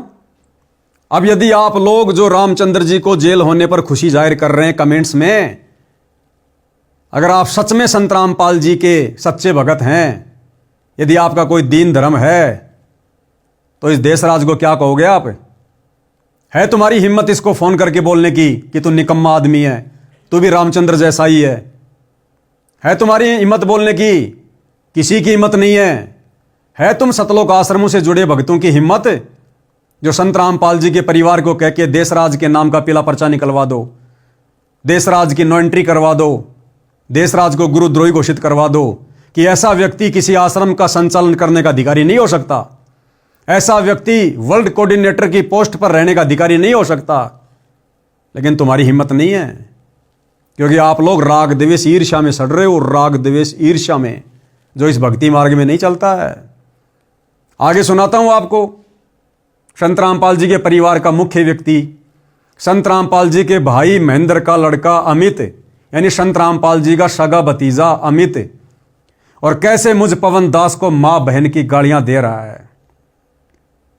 एक बार सुन लो, सुनिएगा। सत साहिब हेलो, पवन जी बोल रहे हो क्या? हाँ जी भगत जी बोल रहे हैं। आप तो कौन? आप क्या चाहते हो? कौन बोल रहे हो जी? आप क्या चाहते हो? आप कौन बोल रहे हो भगत जी? मैं भी तो भगत जी बोल रहा हूँ, महेंद्र जी का लड़का। अमित भगत जी महेंद्र जी के लड़के? हाँ जी भगत जी बोलिए। हाँ, क्या चाहते हो आप? मतलब नहीं भगत जी, ऐसा तो कोई मकसद नहीं है दास का। दास का मकसद दिख रहा था आप बोला ऐसे प्रोग्राम करने के क्या फायदे हैं? 5 आदमी जाने तो ये कि फंड है? भाई जो लिखा है वो तो जो अमल की मेरे विचार से भगत जी, अपने अमल की जो अमल की नहीं। आप क्यों मैसेज डाल रहे हो? आप तो मतलब किसने थोड़ी देर है आपको मैसेज डालने की? नहीं तो वो नहीं, मतलब वो गलत क्या है उसमें, आप हमारे को ये बता दीजिए। हैं भगत जी उसके अंदर जो अमल की गलत क्या लिखा है? गलत क्या वो सही क्या है इसके अंदर जी? दास वहाँ पे गया, दास को जो कुछ नजर आया वो दास ने जो डाल दिया उस पे। बात सुने तो सुन रहा हूँ भगत जी, मैं तो आ रही आवाज। तो कोई साल का बाद अभी दिल्ली, मुझे पता दिल्ली तो अभी। हाँ मैं दिल्ली हूँ, ये तो मैंने कुलदीप जी को कहा ही है, बल्कि 2 दिन पहले हुई मेरी बात। भाई मैं दिल्ली रुक गया यहाँ पे। मेरी बात सुने, मेरी बात सुन ले ध्यानपूर्वक। तू है नहीं, तू अपने कर्म बिगाड़ रहा है, जितना बिगाड़ उतने बिगाड़ ले। ये तो भगत जी बंदी छोड़ बोल सकते हैं, को इतना दिमाग कहाँ है कि उसको ये मालूम पड़ जाए कि फला आदमी जो है अपने वो कर्म बिगाड़ रहा है। भोसड़ी के तेरे की न बहन से तेरे किसने कह दिया मेरी सासू के? अब तेरे तो मतलब बहन से तू जो बोल लगा वही बोल लगा तू है। क्या बात है, तेरी नाश्ता तोड़ूंगा। बड़ी अच्छी आवाजें हैं भगत जी, मतलब लता मंगेशकर भी आवाज नहीं सुनी दास ने कभी जिंदगी। तो सुन लिया भाई और बहनों आपने किस प्रकार की भद्दी भद्दी गालियां, जो भद्दी भद्दी गालियां रामचंद्र देता है वही गालियां ये सतगुरु रामपाल जी का सगा भतीजा, महेंद्र का सगा लड़का अमित मुझ पवन दास को दे रहा है। अब क्या कहोगे? है तुम्हारी हिम्मत इन लोगों से सवाल जवाब करने की? तुम सतलोक आश्रम से जुड़े भगत केवल संत रामपाल जी के परिवार के चरण चाट सकते हो, तुम गुलामी कर सकते हो, क्योंकि ये तुम्हारी खानदानी आदत है। पहले तुम्हारे बाप दादाओं ने मुगलों की गुलामी की, फिर अंग्रेजों की, और अब वर्तमान में तुम सतलोक आश्रम वालों की कर रहे हो। अगर है तुम्हारे अंदर हिम्मत तो बोलिएगा संत रामपाल जी के परिवार को, महेंद्र जी को फोन करके बताओ कि महेंद्र जी आपके लड़का ये क्या कर रहा है, ऐसी ऐसी गाली आपका लड़का सारनाम लेने के बाद और अपने भगत भाइयों को दे रहा है, ये शोभा दे रहा है, ये इसकी नो एंट्री करो। है तुम्हारी हिम्मत? 100 में भी नहीं बोल सकते तुम, डरे हुए लोग। और सुनाता हूं आपको, संत रामपाल जी के ही परिवार में संत रामपाल जी के चाचा का लड़का सुरेश धनाना वाला, जानते हो सुरेश धनाना वाला कौन है? संत रामपाल जी ने जो पुस्तक लिखी है ना, भक्ति और भगवान, और जिसमें एक जगह इंटरव्यू है कि वो एक लड़का जो अपने घर के पास में किसी मिस्त्री को बुलाने गया था, छत पर गया, 11,000 वोल्ट की लाइट ने उसके सर को छू लिया, घाव हो गया। संत रामपाल जी सूक्ष्म रूप से आए, उसको बिजली के तारों से बचाया। उस लड़के का बाप है ये सुरेश, उस लड़के का पिता का नाम है सुरेश धनाना वाला, जो संत रामपाल जी के चाचा का लड़का है, यानी संत रामपाल जी का भाई। वो सुरेश मुझ पवन दास को क्या कह रहा है? रामचंद्र जैसी ही मां बहन की भद्दी भद्दी गालियां दे रहा है। सुन लो एक बार। हाँ जी, कौन बोल रहे हैं भाई जी? भगत जी राजस्थान से बोल रहा हूँ बड़े भाई। राजस्थान से, क्या नाम है भाई जी आपका? पवन दास। पवन दास जी। हाँ जी। मैंने मैसेज भेजा, तेरे किससे बात हुई है? भगत जी आज का अखबार पढ़ो ना, दैनिक जागरण हरियाणा का। मैं तेरी माँ की चूत पहले अभी मैसेज आज के बाद तेरा 25 गुरु जी तो मैं लाई करके आया हूँ, खड़ा हूँ मैं, गुरु जी का भाई हूँ, समझ गया? कौन गुरु जी का भाई है? सुरेश दास बोल रहे हैं। अरे कौन भाई है गुरु जी का? बड़े भाई हमने तो खाली एक नाम सुना था, कोई महेंद्र दास नाम का है। आप कौन भाई आ गए? और मैं भाई हूँ उनका, छोटा लड़का। और मैं महेंद्र को मैं जानता नहीं। क्या नाम है आपका? नाम बताइए। सुरेश दास है मेरा, सुरेश दास है बड़े भाई। नाम 283 बड़ा कहानी लिखी हो रहे, ठीक है? अच्छा, ये भ्रमित करने की सारे गाइड बोला तुम्हारे पास, ये भ्रमित करे तो किसका मैसेज आया? कौन का मंत्र का मैसेज आया? दूतिया पंथी। बड़े भाई हमने तो कभी सुना नहीं। अभी जैसे वो AP सिंह वकील जी तो बोल रहे हैं ये बात। गुरुद्रोही, मादर चौथ, गुरुद्रोही हो तुम। आपने गुरु जी को गुरुद्रोही कर रखा है। आज भी मैं मिलाई कर करे था 2 नंबर दिया लगा कर यात्रा फूफाई मैसेज पढ़े, हमारे फोन आया है, ठीक है? और आइंदा इन भ्रमित दासों को भ्रमित करने की हिम्मत ना करें, ठीक है? नहीं बड़े भाई देखो, ये सच्चाई है, सच्चाई तो हर संगत तक जानी चाहिए ना। क्या सच्चाई है? मैं मिलता है गुरु जी तो बोले। अरे बड़े भाई सच्चाई बताओगा? बड़े भाई हमें आप पे विश्वास नहीं है, हमें तो परमात्मा के ज्ञान पे विश्वास है। हम क्या माने आपकी बात? तो अच्छा मेरी कोई, मैं गुरु जी से बात करके मिलाई करके आया हूँ और आधार भगत करे बोल। बड़े भाई आपकी बातों से तो लग रहा है कि बड़े भाई आपकी बातों से लग रहा है आप कोई बहुत बड़े कोई आर्य समाजी हो। आप मतलब भगत नहीं हो आप? अरे फिर तो कौन सा भगत है? तो गुरुद्रोही है। हाँ, ये आपके कहने से थोड़ी हो जाएगा बड़े भाई। तो सत्संग करके लावा है। आप कह दो कि मैं तो प्रधानमंत्री बन गया, मैं आपके कहने से मैं थोड़ी कोई PM बन जाऊंगा। बैतूल में पिटा था बेरा नहीं तेरा। अरे भगत जी, भगत जी सच्चाई के लिए तो भगत जी सच्चाई के लिए तो हमारे परमात्मा इतनी यातनाएं सहन कर रहे हैं। पूर्व आगे जानता हूँ मैं, जोटवाड़ा में रहेगा तेरा इसी जानता हूँ।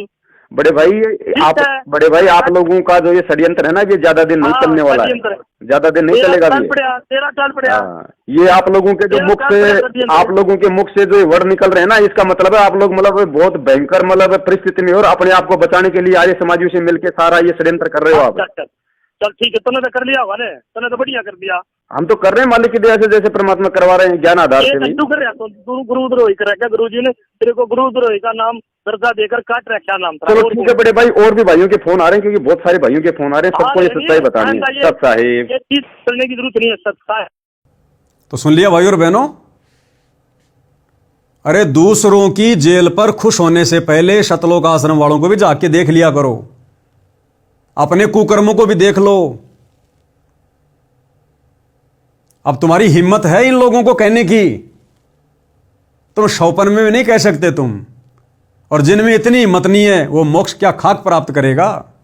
व्यर्थ में भक्ति कर रहे हो, व्यर्थ में भक्ति।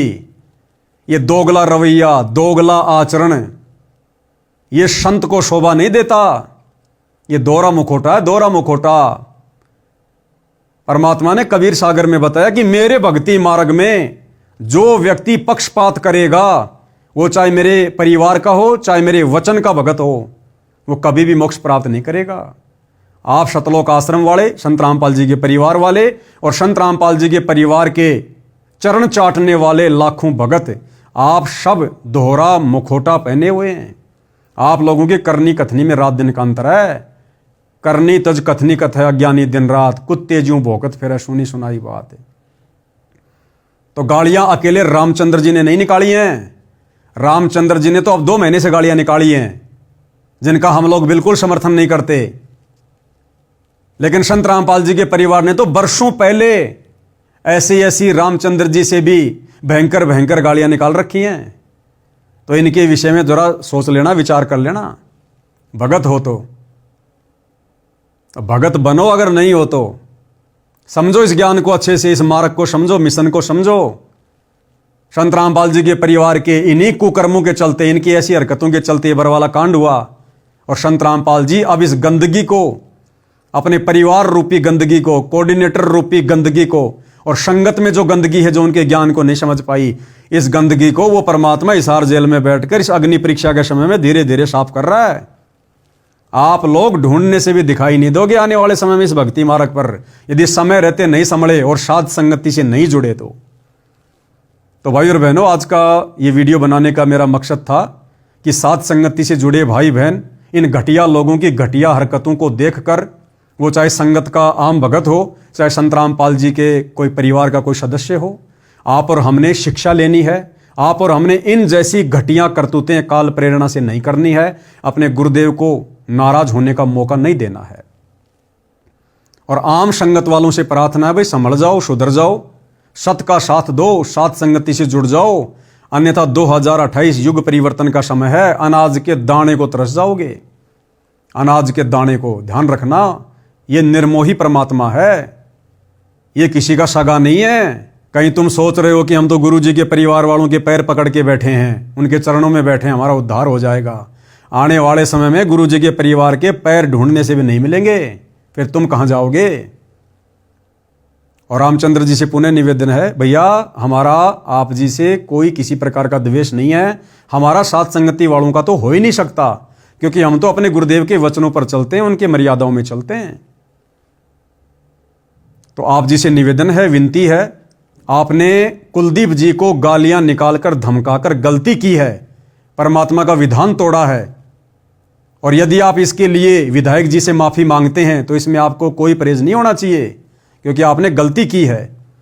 यदि आप उनसे माफी मांगेंगे, हो सकता है परमात्मा भी आपको माफ करे। और श्रीमान कुलदीप जी से भी मेरा निवेदन है, मेरी विनती है कि कुलदीप जी, आपने इनकी स्थिति देख ली होगी, इनके विचारों से भली भांति आप जी परिचित हो गए हैं। किस मानसिकता के तहत इन्होंने आपको गाली दी थी, ये तो आपको जानते भी नहीं, पहचानते भी नहीं। इनका मकसद कुछ और था आपको गाली देने का, हालांकि मकसद वो गलत था। इस प्रकार से आपको गाली नहीं देनी चाहिए थी। लोगों के सामने सच्चाई इस प्रकार से नहीं आती है जिस प्रकार से रामचंद्र जी ने सोचा होगा, जैसा कि वो बता रहे हैं। लेकिन फिर भी आपसे हम निवेदन